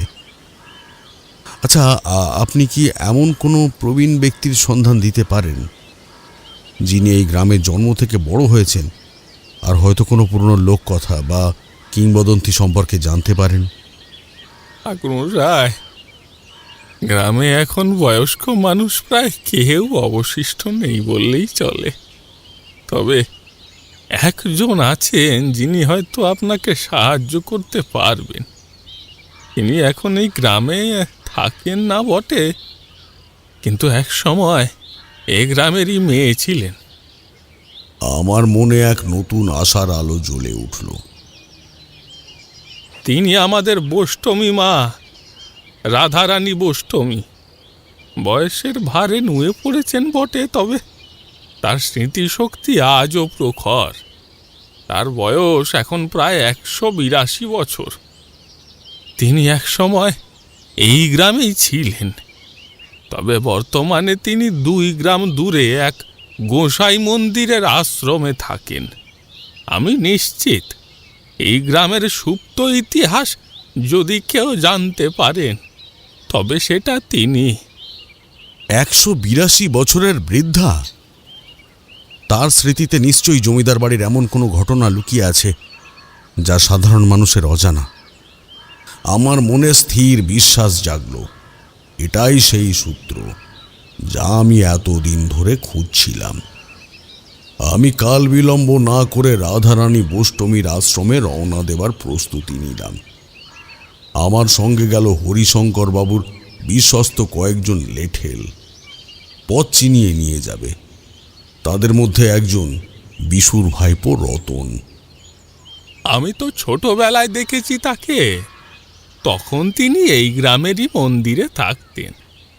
তার কথা বলার ধরনই ছিল অন্যরকম, শান্ত, স্নিগ্ধ, মিষ্টভাষী। কেউ বলতো উনি অষ্টসখীর একজন, কেউ বলতো উনি কৃষ্ণের গোপিনী। তিনি নাকি এমন অনেক কথা বলতেন যা তখন কেউ বুঝতো না, কিন্তু পরে তার সব কথা মিলে যেত।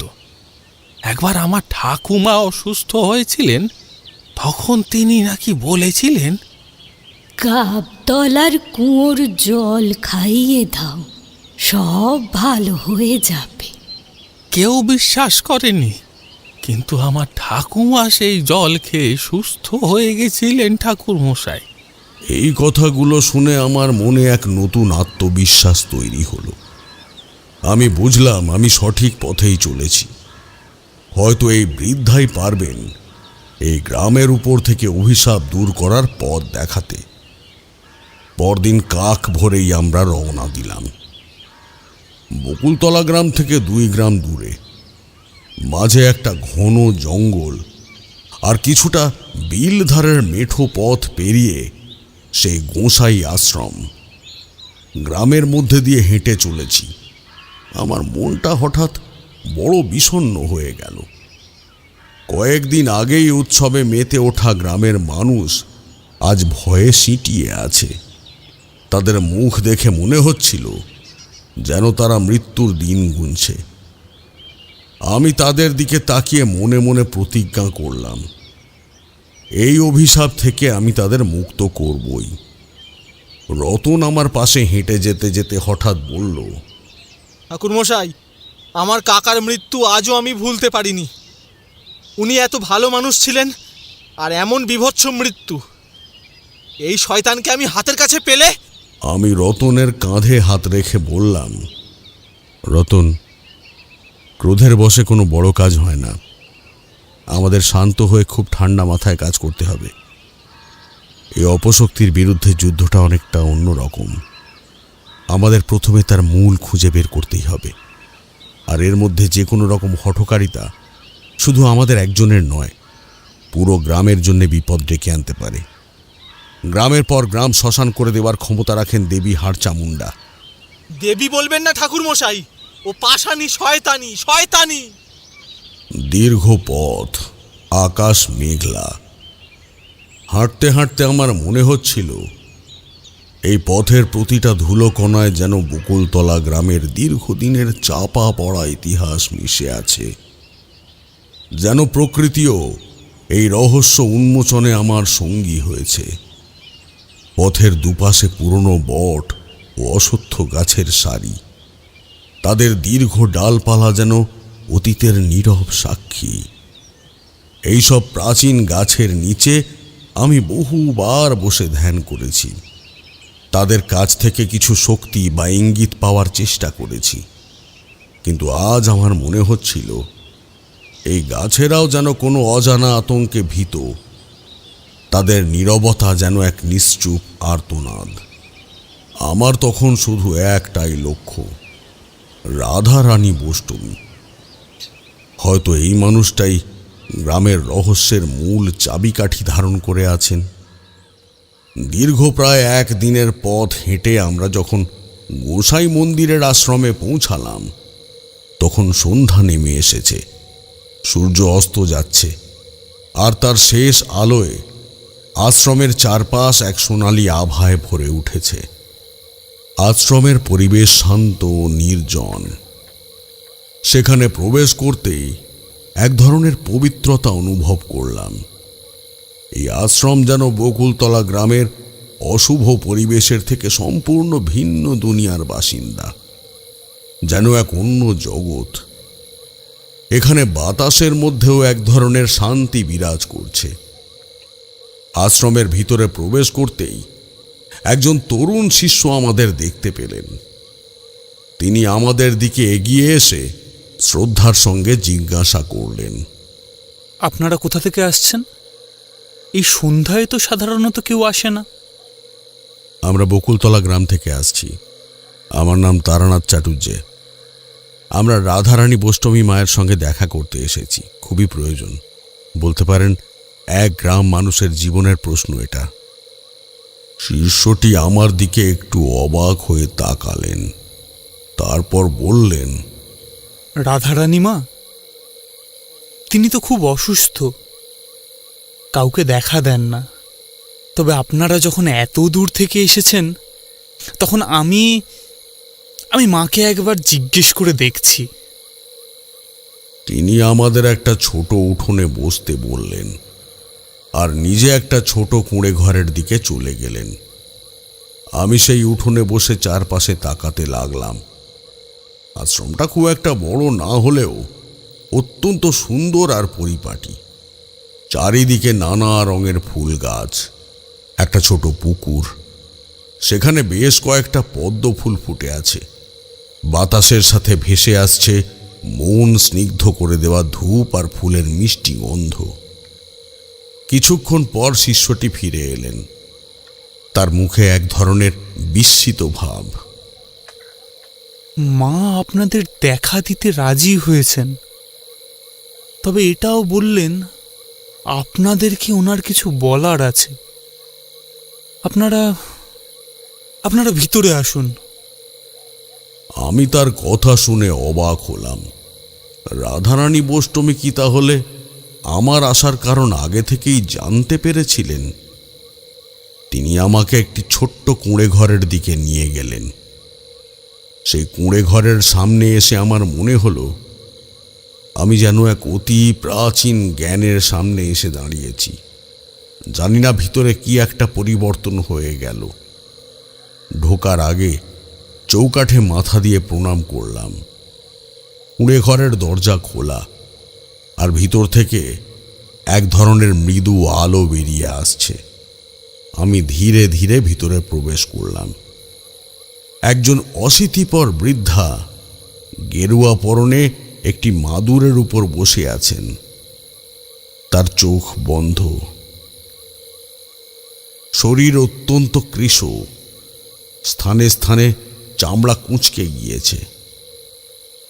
চুল ধবধবে সাদা, আর তার মুখে এক ধরনের শান্ত স্বর্গীয় জ্যোতি। এই গ্রাম্য বৃদ্ধার দিকে তাকিয়ে আমার মনে হলো তিনি যেন এই পৃথিবীর মানুষ নন, এক অন্য জগতের বাসিন্দা। তার দর্শন মাত্র যেন আমি আমার সকল ক্লান্তি, সব হতাশা, গ্লানি সব কিছু ভুলে গেলাম, আর শুধুই অনুভব করলাম এক গভীর শান্তি। আমি ধীরে ধীরে সেখানেই নতজানু হয়ে বসে পড়লাম। মুখ ফুটে কিছু বলার অবস্থা ছিল না আমার।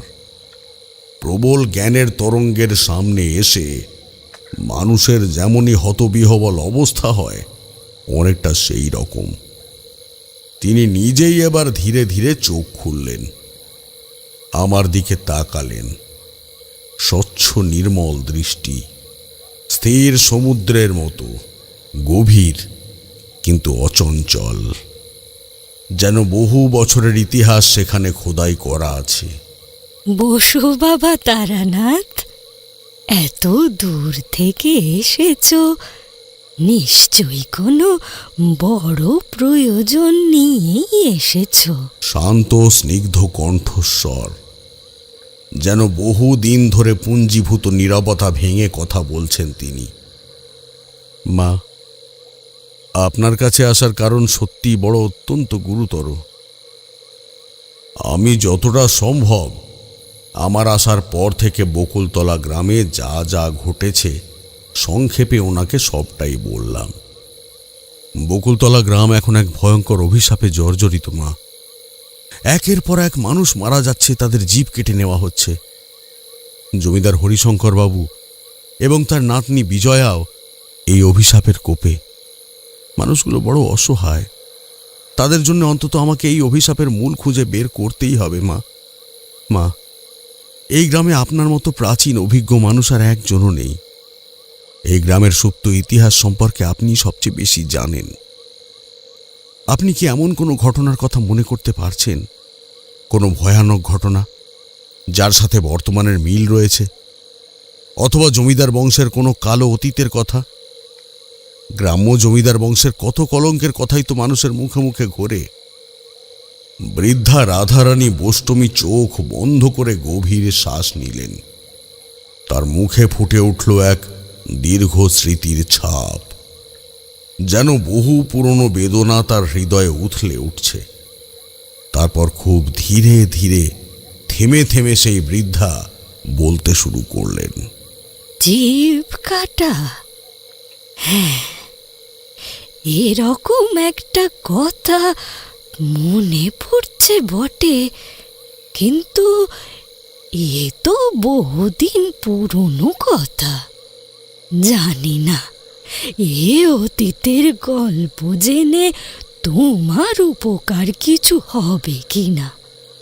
তবে কি বলো তো বাবা, কালের নিয়মে কত কিছুই তো চক্রাকারে ফিরে আসে। পাপের ফল তো ভোগ করতেই হয়।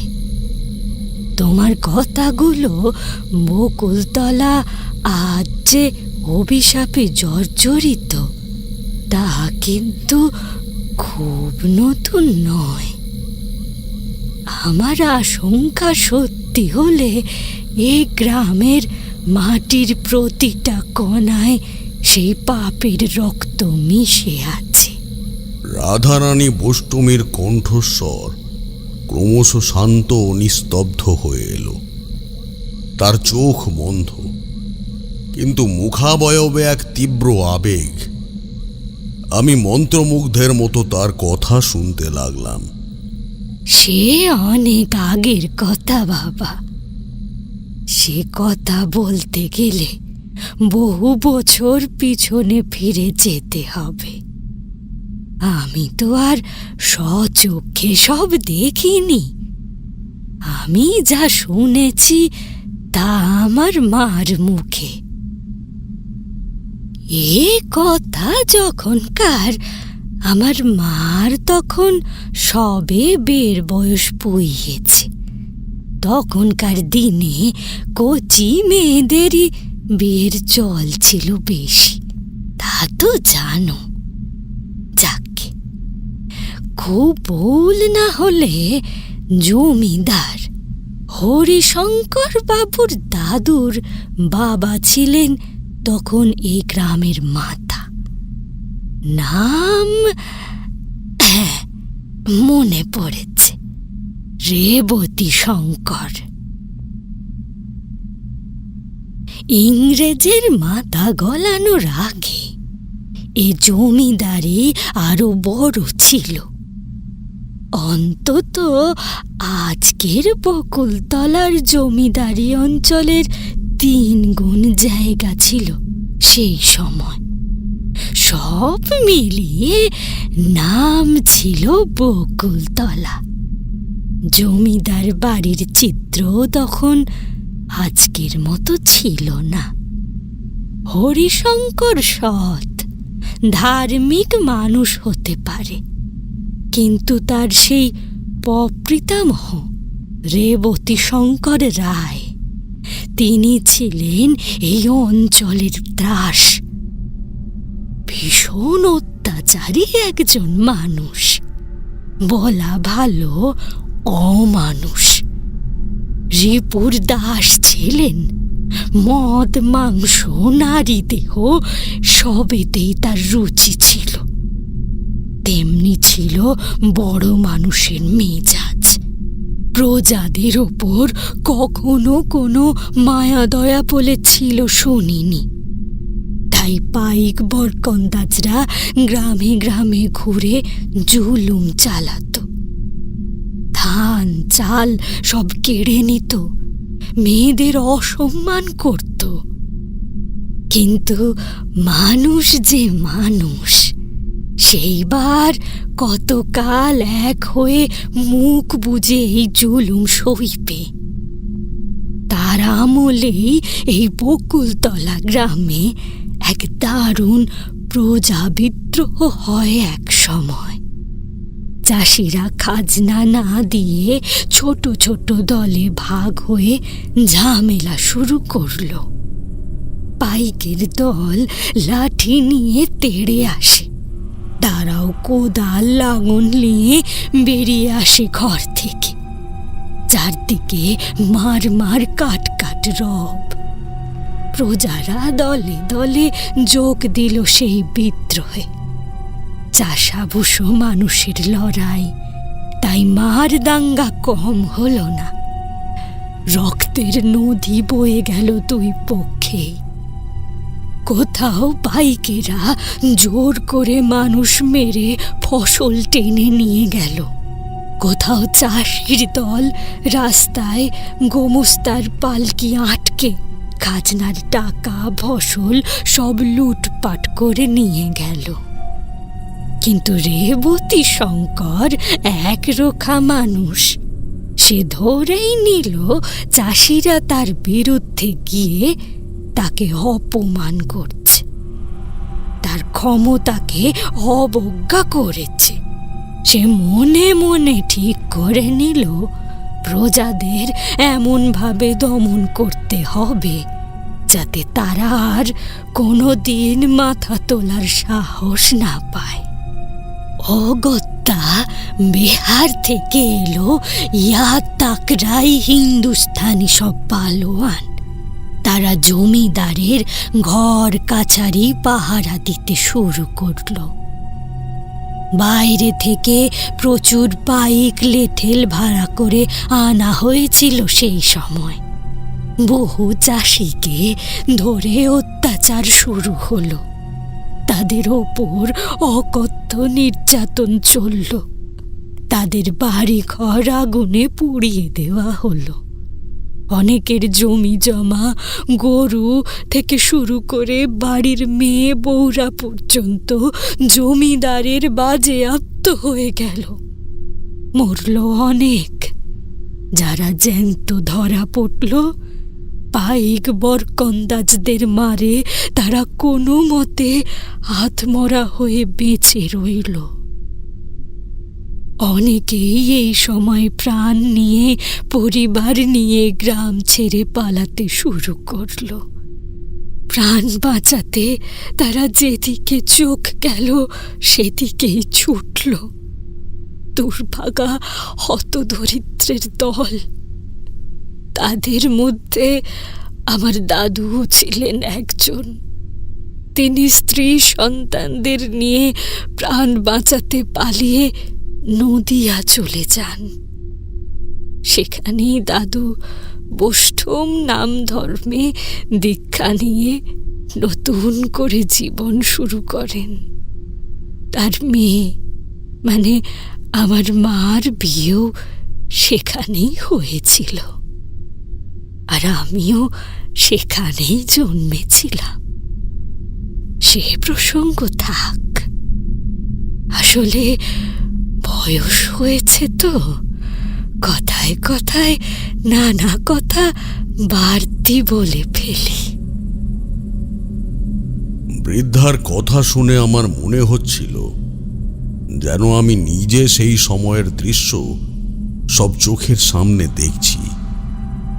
এই মানুষটি 182 বছরের প্রাচীন হলেও তার স্মৃতি ছিল টাটকা, সাথে ক্ষতগুলো হয়তো সজীব। কিন্তু বাবা, সবাই তো আর পালাতে পারেনি। অনেকে গ্রামে থেকে লড়াই চালিয়ে যেতে থাকে। মানুষগুলো জঙ্গলে আত্মগোপন করে থেকে জমিদারের গোলা বাড়ি আচমকা আক্রমণ করে। ধান, চাল কিংবা কখনো টাকা পয়সা লুট করতে শুরু করে। তখনকার জঙ্গল তো আর আজকের মতো নয়, সে অনেক গভীর ছিল। কত বুনো জন্তু, সাপ সবকিছু রোদপাত ছিল। সেই সবের মধ্যেও দাঁত চেপে মানুষগুলো টিকে ছিল বাবা। তাদের তো আর কোনো উপায় ছিল না। মানুষগুলোর পেটে রোজের ভাত ছিল না, পরিবার বিপন্ন, কিন্তু তবুও আত্মসম্মানটুকু তখনও ছিল। কিন্তু রেবতী শঙ্কর জেদি মানুষ। সে সেই সময় সাহেবের পুলিশ বাহিনীর সাহায্য নিয়ে পুরো দলটাকে ধরে ফেলে। সে সময় রেবতী শঙ্করের মতো অনেক জমিদারি ব্রিটিশদের সাথে মোটামুটি সুসম্পর্ক রেখেই চলত, আর তাদের কাছ থেকে এরকম সাহায্যও নিত। তখন যাদের ধরা হয়েছিল তাদের মধ্যে মেয়ে মানুষ থেকে শুরু করে বুড়ো বুড়ি কিংবা তাদের পরবর্তী প্রজন্ম কেউ বাদ যায়নি। এমনকি বন্দি পোয়াতি মেয়েরাও জমিদারের ক্ষমা পায়নি। তাছাড়া লড়াইয়ের সময় বাধা দেখিয়ে মরেও ছিল অনেক। বিশেষত যারা দলের নেতা, কাউকে জ্যান্ত ধরতে হয়নি বলেই শুনেছিলাম। বন্দীদের মধ্যে জোয়ান মরদ বিশেষ ছিল না। তারা লড়াইয়ের সময় জান দিয়েছিল। সবাইকে কোমরে দড়ি, হাতে লোহার কড়া পরিয়ে এক জায়গায় সার দিয়ে জড়ো করা হয়েছিল, যেন ঠিক বলির পাঁঠা। আমার শরীর হিম হয়ে এলো। গর্ভবতী নারী, এক অসহায় অনাগত প্রাণের উপর এমন নৃশংস অত্যাচার, এ যে ক্ষমার অযোগ্য পাপ। স্বয়ং শ্রীকৃষ্ণ পর্যন্ত এই পাপের বিরুদ্ধে এক সময় অশ্বত্থামাকে কঠিন দণ্ড দিয়েছিলেন। হাতে তুলে নিয়েছিলেন মহামহিম সুদর্শন চক্র। রাধারানী বৈষ্ণবীর কণ্ঠস্বর যেন আরো ভারী হয়ে উঠল, যেন সেই যন্ত্রণার ভার তিনি বহন করছেন। তার প্রতিটা কথা যেন আমার কানে বাজছিল। আমি বুঝতে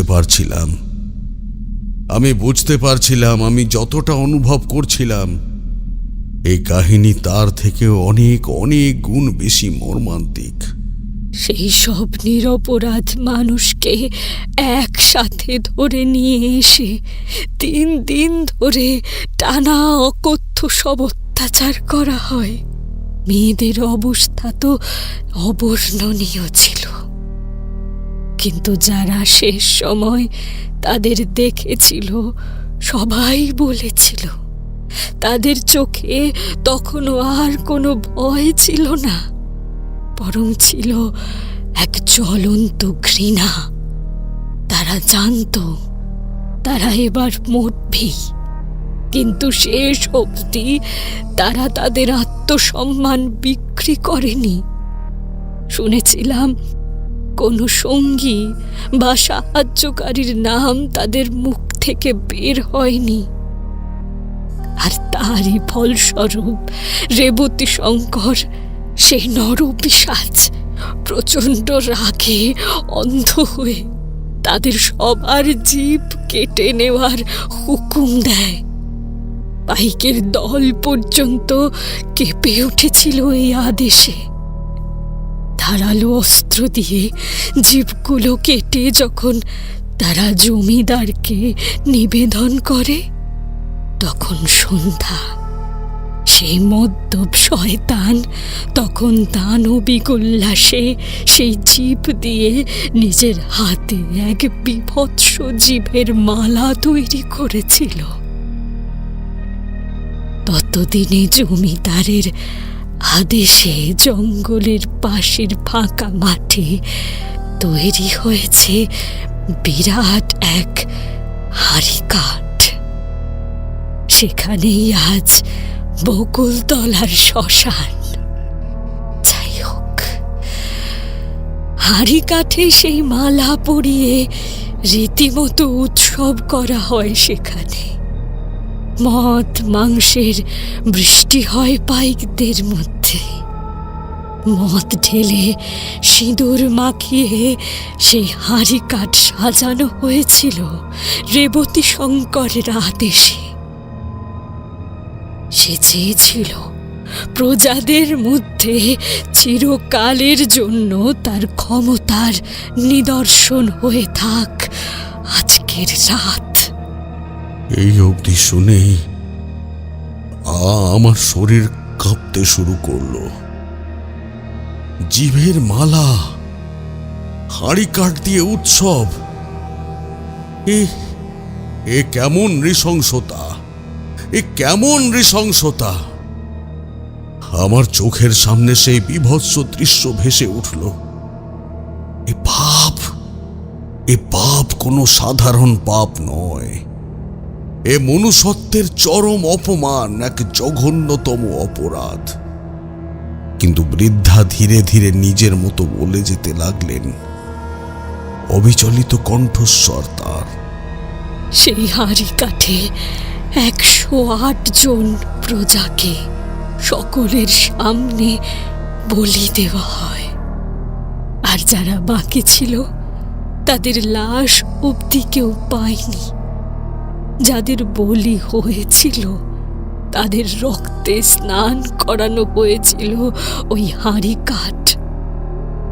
তারপর বড় বিলিতি কুকুর এনে সেই লাশের মাংস টুকরো টুকরো করে সবার সামনে খাইয়ে দেওয়া হয়েছিল সেই কুকুরগুলোকে। রেবতী শঙ্কর চেয়েছিল এই দৃশ্য দেখার পর গ্রামের মানুষ আর কোনোদিন বিদ্রোহ করার সাহস না পায়। রক্তে ভেসে গিয়েছিল বকুলতলার জঙ্গল সংলগ্ন সেই মাঠ। জমিদারের প্রতাপে বাকি মানুষ একটাও প্রতিবাদ করতে পারেনি এই ঘটনার। তাদের মধ্যেও তো প্রাণের মায়া আছে। তবে বাবা, এ অভিশাপ যে নতুন করে কেন ফিরে এলো তা আমি বুঝতে পারছি না। রেবতী শঙ্করের ছেলে জমিদার কালী শঙ্কর, সেই কিন্তু এসব ঘটনার সময় গ্রামে ছিল না। এই কালী শঙ্কর হলো বর্তমান জমিদার হরিশঙ্করের আপন দাদু। সে তার মমতাময়ী মায়ের ধাত পেয়েছিল বেশি। বাপের সাথে তার মতের খুব একটা মিল ছিল না, বনি বনাও হতো কম। বাপের মৃত্যুর পর সে গ্রামে ফিরে জমিদারির হাল ধরলে গ্রামে খুশির সমৃদ্ধিও হয়েছিল। সে কিন্তু কখনোই তার বাপের মতো ছিল না। হরিশঙ্কর নিজেও তার দাদুর এই নরম ধাত পেয়েছে। আমি আর নিজের কৌতূহল চাপতে না পেরে প্রশ্ন করে ফেললাম, আর আপনি মা, আপনি কবে বকুলতলায় ফিরে এলেন? কালী শঙ্কর তখন গ্রামের জমিদার। তার কিছু বছর পরেই নাম গানের এক দলের সাথে আমার বাবা মা বকুলতলা গ্রামে ফিরে আসে। বাবা এই গ্রামে শান্ত পরিবেশ আর মানুষের সরলতা দেখে মনে মনে বড় শান্তি পেয়েছিলেন। বাবা জড়িবুটি জানতেন। সেই সময় জমিদার বাবুর কোনো একটা সমস্যার সমাধানও করে দিয়েছিলেন। বকুলতলার যে গোসাই মন্দির, জমিদার বাবু আমার বাবা মাকে সেখানে থেকে যাওয়ার জন্য অনুরোধ করেন। পরবর্তীতে তাই আমরা এখানেই পাকাপাকিভাবে থেকে যাই। আমার মা কিংবা আমি দুজনেই তো এই গ্রামেরই মেয়ে, আর তাই এই গ্রামের ইতিহাসও আমার রক্তে মিশে আছে। আমি জানি না এই সব পুরনো কথা তোমার কোনো উপকারে আসবে কিনা, তবুও যদি কোনো ভালো কাজে আসতে পারে তাহলে গোবিন্দ খুশি বই অখুশি হবেন না। রাধারানী বষ্টমীর ঘর থেকে বেরিয়ে এলাম। তখন আমার মুখে গাঢ় কালো ছায়া। আমি এক বিশাল ধাঁধার সমাধান সূত্র খুঁজে পেয়েছি ততক্ষণে। এই জীব কাটার রহস্য, দেবী হাড়চামুন্ডার আগমন, সবই এখন আমার কাছে স্পষ্ট। হরিশঙ্করের শয়তান কাকা এই অভিশাপকে কোনো উপায়ে মুক্ত করেছে এবং তাতেই প্রেত দলের অধিষ্ঠাত্রী অপদেবীর কোপ পড়েছে এই গ্রামের উপর, বিশেষত জমিদার পরিবারের বংশতিলক বিজয়ার উপর। কিন্তু এই অভিশাপ থেকে মুক্তির পথ এখনো স্পষ্ট নয়। এই পাপের প্রায়শ্চিত্ত করা সহজ হবে না কিছুতেই, কিন্তু এই তথ্য দিয়েই আমাকে দ্রুত পরবর্তী পদক্ষেপ নিতে হবে। আমি রতনদের সবকিছু খুলে বললাম না বটে, তবে মৌখিক একটা আভাস দিলাম যে এখানে আসাটা ব্যর্থ হয়নি। আমি একটা উপায় পেয়েছি, এরকম একটা আবছা আশ্বাস দিয়ে তাদের সাথে আমি দ্রুত বকুলতলার দিকে পা বাড়িয়ে দিলাম। বকুলতলায় ফিরে জমিদার বাড়িতে পৌঁছতে রাত প্রায় গভীর হয়ে গেল। হরিশঙ্কর বাবু অধীর আগ্রহে আমার জন্য অপেক্ষা করছিলেন। তার মুখ দেখে মনে হলো তিনি আর এক মুহূর্তও এই বোঝা বহন করতে পারবেন না। আমি তাকে বসিয়ে ধীরে ধীরে সবটা খুলে বললাম। রেবতী শঙ্করের অত্যাচার, প্রজা বিদ্রোহ, জিভের মালা এবং 108 জন নিরপরাধ মানুষের বলিদান, সব কিছু। জিভের মালা, 108 জন বলি? এ কি বলছেন ঠাকুর মশাই? আমার পূর্বপুরুষ এত নৃশংস? হ্যাঁ হরিশঙ্কর বাবু, আর এই পাপের প্রায়শ্চিত্ত করা না হলে গ্রাম শুদ্ধ ধ্বংস হয়ে যাবে। হরিশঙ্কর বাবু স্তব্ধ হয়ে গেলেন। তার চোখ দিয়ে জল গড়িয়ে পড়ল। এই কেমন পাপ ঠাকুর মশাই! আমার নিষ্পাপ ফুলের মতন বিজয়া মা কেন এর ফল ভোগ করবে? এ থেকে মুক্তির কি কোনো উপায় নেই? উপায় আছে হরিশঙ্কর বাবু, কিন্তু তা অত্যন্ত কঠিন। আগামী অমাবস্যায় দেবী হাড়চামুন্ডা তার পূর্ণ শক্তি নিয়ে এই গ্রামে আবির্ভূত হবেন। সেই রাতেই আমাদের শেষ চেষ্টা করতে হবে। এক বিশেষ যজ্ঞ করতে হবে আমাকে। এই যজ্ঞের মধ্যে দিয়ে সেই 108 জন মৃত আত্মার মুক্তি ঘটাতেই হবে, আর হাড়চামুন্ডা দেবীকে ফিরিয়ে দিতে হবে পুনরায় তার স্থানে, নিজের লোকে। কিন্তু এই যজ্ঞ অত্যন্ত বিপজ্জনক। দেবী হাড়চামুন্ডা এবং তার প্রেত দল সহজে ছাড়বে না। তারা সর্বশক্তি দিয়ে প্রতিরোধ করবে। আমি আপনার সাথে আছি ঠাকুর মশাই, যা করতে হয় করুন। আমার যা আছে সব দিয়ে দেব। দরকার হলে আমি নিজে প্রাণ দিয়ে আমার পূর্বপুরুষের পাপের প্রায়শ্চিত্ত করব। শুধু আমার নাতনিটাকে একটু দেখবেন, ও যেন ভালো হয়ে যায়। ওই তো গ্রামের ভবিষ্যৎ, আমার বংশের একমাত্র চিহ্ন। এরপর শুরু হলো চূড়ান্ত প্রস্তুতি। অমাবস্যার মাত্র 2 দিন বাকি। আমি সেই জঙ্গল সংলগ্ন মাঠ চিহ্নিত করলাম, যেখানে 108 জন প্রজাকে বলি দেওয়া হয়েছিল। সেই স্থান এখন বকুলতলা গ্রামের শ্মশানের মধ্যেই পড়ে। নিয়ম মেনে আমি যজ্ঞের স্থান প্রস্তুত করতে লাগলাম। হরিশঙ্কর বাবুর নির্দেশে গ্রামের কিছু সাহসী লোক আমাকে সাহায্য করতে এগিয়ে এলো। এক রাতের মধ্যে একটা বড় ষড়ভুজাকার বেদি তৈরি হলো। আমরা যজ্ঞের জন্য প্রয়োজনীয় সমস্ত উপকরণ সংগ্রহ করতে লাগলাম। কিছুটা গ্রামের লোক ব্যবস্থা করে দিল, আর কিছু বিশেষ উপকরণ আমি নিজে সংগ্রহ করলাম। বেদির চারপাশে জড়ো করা হলো সেই সব উপকরণ।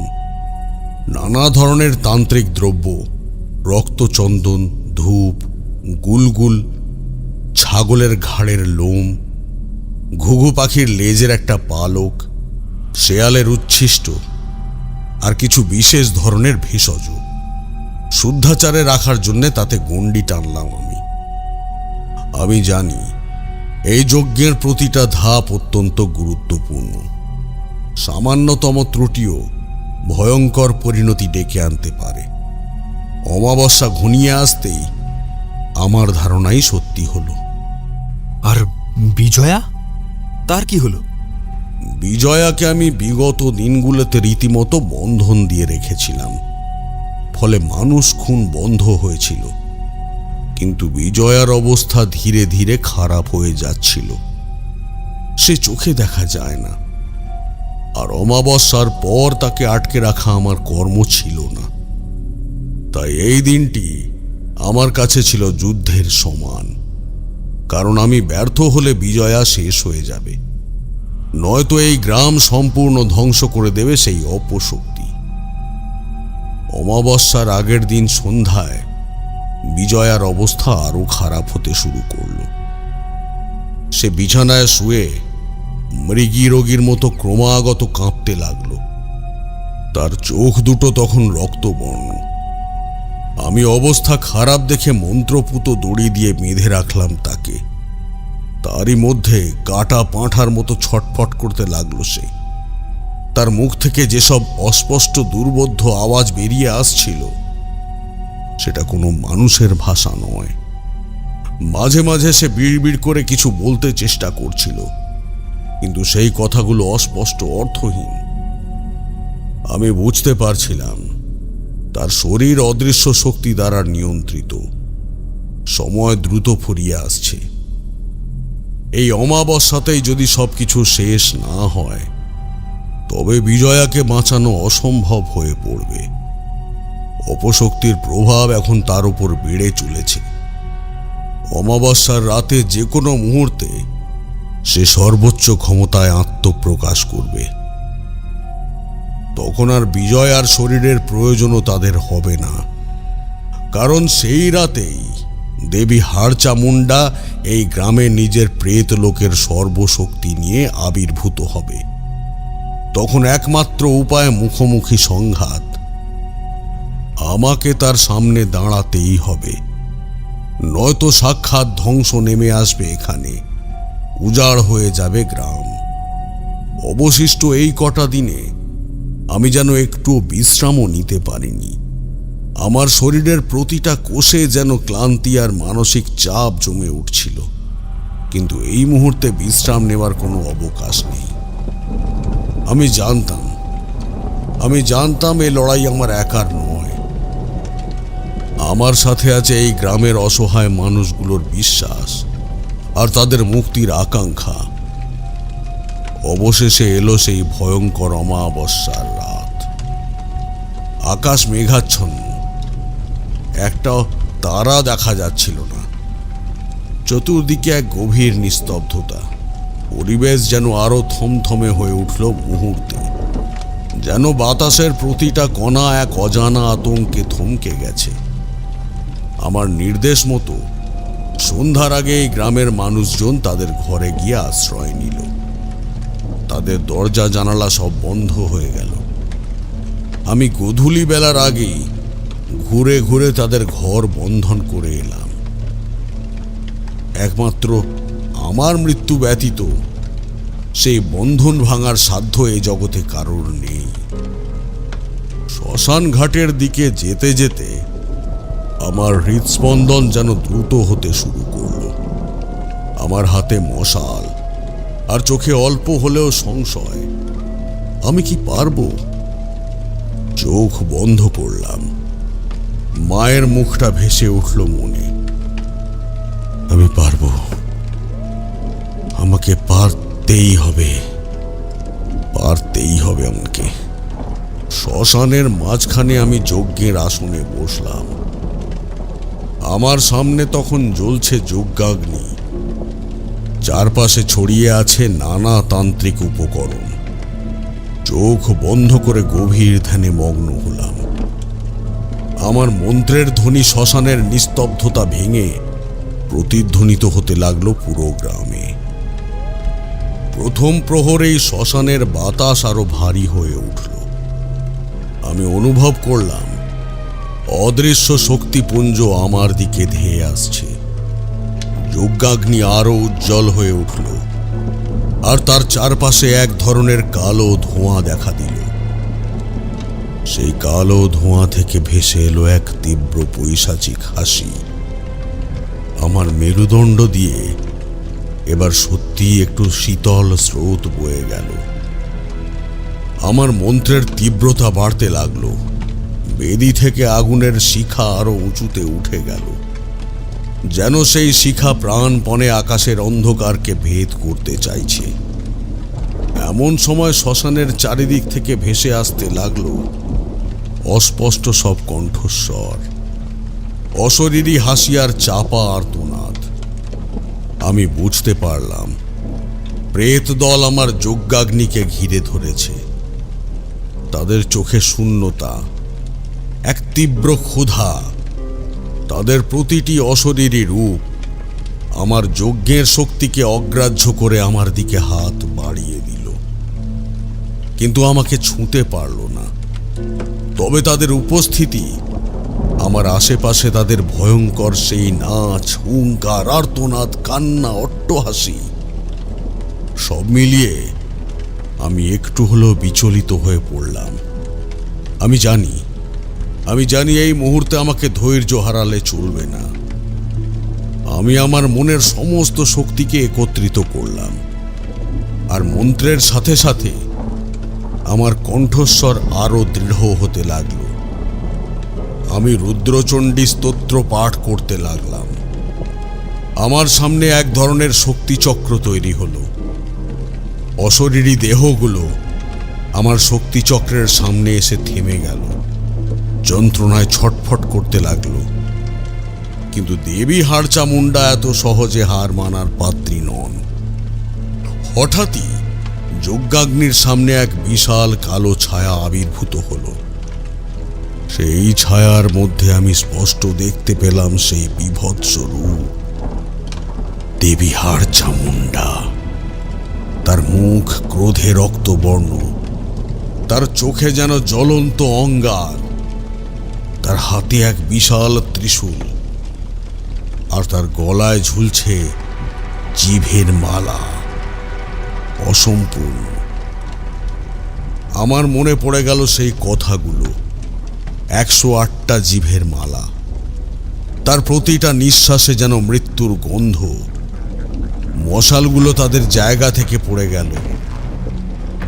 বেদির চারপাশ ছাড়া বাকি শ্মশানটাই অন্ধকারে ডুবে গেল। এক তীব্র কর্কশ কণ্ঠস্বর ছড়িয়ে পড়ল সেই অন্ধকার থেকে, যেন শত শত প্রেতাত্মার কণ্ঠস্বর একসাথে সেখানে মিশে গেছে। কে তুই নরভাব? আমার শান্তিতে ব্যাঘাত ঘটানোর সাহস করিস? এই গ্রাম আমার, এই রক্ত আমার, এই আত্মার দল আমার, কেউ আমার কাছ থেকে এই সব কেড়ে নিতে পারবে না। তুচ্ছ মানুষ, তোর এত দুঃসাহস! আমার কণ্ঠস্বর যেন বজ্রপাতের মতো শ্মশানে প্রতিধ্বনিত হলো। তুমি দেবী নও, তুমি পাপের প্রতীক। এই গ্রাম তোমার নয়, এই গ্রাম শুভ শক্তির। এই রক্ত তোমার নয়, এই রক্ত নিরপরাধ মানুষের। এই আত্মার দল তোমার বন্দী, তারা প্রতিশোধ নয়, তারা মুক্তি চায়। আমি এসেছি সেই পাপেরই প্রায়শ্চিত্ত ঘটাতে, এই অভিশাপ থেকে এই গ্রামকে মুক্ত করতে। তুমি আর তাদের আটকে রাখতে পারবে না, তোমার সময় শেষ। আমার কথা শুনে হাড়চা মুন্ডা আরো ক্রোধে ফেটে পড়ল। তার বীভৎস মুখ বিকৃত হয়ে গেল, চোখ থেকে আগুনের ফুলকি বের হতে লাগলো। আর প্রেত দল আরো হিংস্র হয়ে উঠল। তারা বিভিন্ন দিক দিয়ে প্রাণপণে আমার দিকে ধেয়ে আসতে লাগলো, যেন আমাকে ছিন্ন ভিন্ন করে দেবে। তারা প্রাণপণে সুযোগ খুঁজতে লাগলো। আমি বেশ বুঝতে পারছিলাম আমার একটা ভুল শেষ করে দেবে সবকিছু। আমি আমার হাতে থাকা কড়া তাল বাজাতে শুরু করলাম। সাথে সাথে আমার মন্ত্রের শক্তি যেন আরো বৃদ্ধি পেল। হঠাৎ দেখি হাড়চা মুন্ডা তার ত্রিশূল আমার দিকে তাক করে আঘাত করতে চাইল। সে বিদ্যুৎ গতিতে আমার দিকে ছুটে এলো। তার চোখের অঙ্গার আরো উজ্জ্বল হলো। আমি দ্রুত আমার হাতে একটা বিশেষ ত্রিশূল মুদ্রা ধারণ করলাম। আমার মন্ত্রের সাথে সাথে সেই মুদ্রা থেকে এক তীব্র আলোক ছটা নির্গত হলো। সেই আলো দেবীর ত্রিশূলকে প্রতিহত করল। দুটি শক্তির সংঘর্ষে শ্মশানের বাতাস কেঁপে উঠল। চারিদিকে এক তীব্র শব্দ ছড়িয়ে পড়ল, যেন ভীষণ বজ্রপাতে আকাশ ফেটে যাচ্ছে। শ্মশানের মাটি কেঁপে উঠল, গাছপালাগুলো আতঙ্কে নড়ে উঠল। প্রেত দল এবার একজোট হয়ে কালো ঘূর্ণির মতো আমার দিকে ধেয়ে এলো। তাদের মুখে অস্পষ্ট আর্তনাদ। তাদের প্রতিটি অশরীরী হাত আমার শক্তিচক্র ভেদ করে আমাকে আঘাত করতে চাইল। আমি অবিচল। আমার মন তখন শুধুমাত্র মন্ত্রের দিকে নিবদ্ধ। এই মুহূর্তে আমাকে ধৈর্য হারালে চলবে না। আমি মহামৃত্যুঞ্জয়ের মন্ত্র পাঠ করতে শুরু করলাম। তারা আমার শক্তিচক্রের সামনে আগের মতোই যন্ত্রণায় ছটফট করতে লাগলো। তাদের দেহ থেকে এবার এক ধরনের তীব্র দুর্গন্ধ বেরোতে লাগলো। হঠাৎ তারা নিজেরা এবার একে অপরের উপর ঝাঁপিয়ে পড়তে লাগলো। তাদের মধ্যে এক ধরনের বিশৃঙ্খলা সৃষ্টি হলো। তারপর তাদের একটা বড় অংশ গুঁড়ো হয়ে মিশে গেল বাতাসে। এবার দেবী হাড়চা মুন্ডা নিজে আমার দিকে এগিয়ে এলো। তার ভয়ঙ্কর জিভের মালা ছুঁড়ে দিল আমার দিকে। সেই জিভের মালা পেঁচিয়ে ধরল আমার গলা। একটা মারাত্মক দুর্গন্ধ বের হয়ে আসছিল সেটা থেকে। আমার শ্বাস রোধ করতে চাইছিল সেই ভয়ানক মালা। আমার দম বন্ধ হয়ে আসতে লাগলো। আমি অনুভব করলাম আমার শরীরের ওপর সেই মালা, তার মধ্যে জীবগুলো জীবন্ত হয়ে নড়াচড়া করছে। কোনো জীব আর্তনাদ করছে, তো কোনো জীব হাসছে, কেউ কাঁদছে। সেই মালার প্রচণ্ড চাপে আমার চোখ ঠিকরে বের হয়ে আসতে লাগলো, কিন্তু আমি হাত দিয়ে সেটা ছাড়াতে গেলাম না। আমি কিছুতেই সেই করতাল আমার হাত থেকে আলাদা করলাম না, কিংবা তাতে লাগতে দিলাম না অশুভ জীবের ছোঁয়া। আমি দ্রুত মনে মনে প্রাণপণে বিশেষ বায়ুবন্ধন মন্ত্র পাঠ করতে লাগলাম। আমার চারপাশে এক ধরনের অদৃশ্য প্রাচীর তৈরি হলো। সেই মালা এবার যেন শুভ শক্তির উত্তাপের প্রভাবে ছিটকে গেল আমার শরীর থেকে। সেটা এবার আমার চারপাশে ঘুরতে লাগলো, কিন্তু আমাকে স্পর্শ করতে পারলো না। আমি বুঝতে পারলাম এইবার চূড়ান্ত আঘাত হানার সময় হয়েছে। হাড়চা মুন্ডা দেবী ক্লান্ত হয়ে পড়ছেন, তার শক্তি ক্রমশ কমে আসছে। আমি আমার সমস্ত শক্তিকে একত্রিত করে একটি বিশেষ মন্ত্র পাঠ করতে লাগলাম। এই মন্ত্র সর্ববিঘ্ন নাশিনী প্রেত মুক্তি মন্ত্র। মন্ত্রের তীব্রতায় হাড়চামুন্ডা দেবীর শরীর কাঁপতে শুরু করল। তার রূপ ক্রমশ ম্লান হতে লাগল। তার চোখে ফুটে উঠল এক ধরনের যন্ত্রণা, এক হতাশা। না না, আমার প্রতিশোধ অপূর্ণ থাকবে না। আমি ফিরে আসবো, আমি ফিরে আসবই।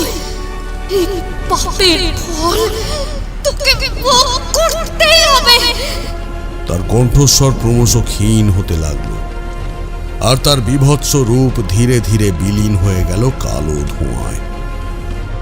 অবশিষ্ট সেই প্রেতের দল যন্ত্রণায় আর্তনাদ করতে করতে অদৃশ্য হয়ে গেল। শ্মশান আবার শান্ত হলো। আমি চোখ খুললাম। আমার শরীর ক্লান্তিতে অবসন্ন, কিন্তু আমার মনে তখন অমিত শান্তি। আমি জয়ী হয়েছি। আমি ধীরে ধীরে যজ্ঞের আসন থেকে উঠলাম। পরদিন সকালে জমিদার হরিশঙ্কর বাবু শ্মশানে এলেন। তার চোখে তখন আর কোনো ভয় ছিল না, ছিল কেবল অনুশোচনা। তার সাথে এসেছিল গ্রামের মানুষ। শ্মশানের সেই বলিদান ভূমিতে তারা জড়ো হলো। তাদের মুখে এক ধরনের মিশ্র অনুভূতি, ভয়, স্বস্তি আর এক নতুন আশার আলো। ঠাকুর মশাই, আপনি আমাদের বাঁচালেন। আপনি সত্যিই এক মহাপুরুষ। হ্যাঁ। না রতন, আমি যা করেছি তা আমার কর্তব্য, কিন্তু এখনো সব শেষ হয়নি। এখনো পাপের প্রায়শ্চিত্ত বাকি। আমার পূর্বপুরুষের এই জঘন্য পাপের জন্য আমি আপনাদের সকলের কাছে ক্ষমা চাইছি। আমার প্রপিতামহ যা করেছিলেন তা ছিল অমানবিক, জঘন্যতম অপরাধ। আমি কথা দিচ্ছি, এই পাপের প্রায়শ্চিত্ত করবই। আর কোনোদিন যেন এমন ঘটনা না ঘটে, তার জন্য আমি সব রকম ব্যবস্থা করব।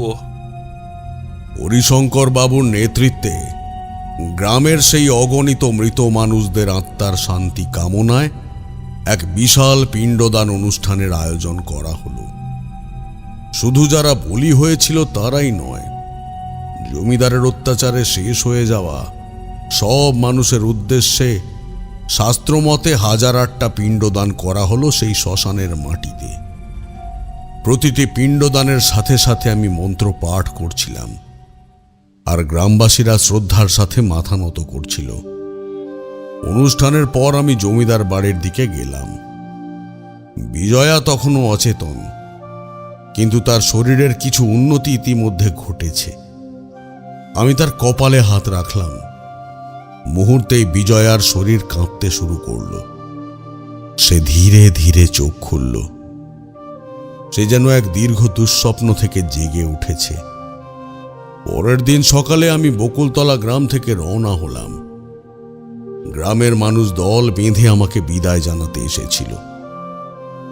আমি তাদের বিদায় দিয়ে এগিয়ে চললাম নিজের পথে। জঙ্গলের শেষ মাথা দিয়ে যখন চলেছি, দেখলাম একটা টাটকা লাশ নিয়ে টানাটানি করছে কিছু শেয়ালের দল। মুহূর্তেই চিনতে পারলাম, এই সেই নরাধম তান্ত্রিক তারাশঙ্কর। দেবী হাড়চামুন্ডা যাওয়ার আগে তার শেষ বলি নিয়েই গিয়েছেন। আমি আর সেদিকে ফিরেও তাকালাম না, ঘৃণায় মুখ ফিরিয়ে নিলাম। সূর্য তখন মাথার উপর। আমি যেন তার আলোয় দেখলাম বকুলতলা গ্রাম এক নতুন দিনে জেগে উঠেছে।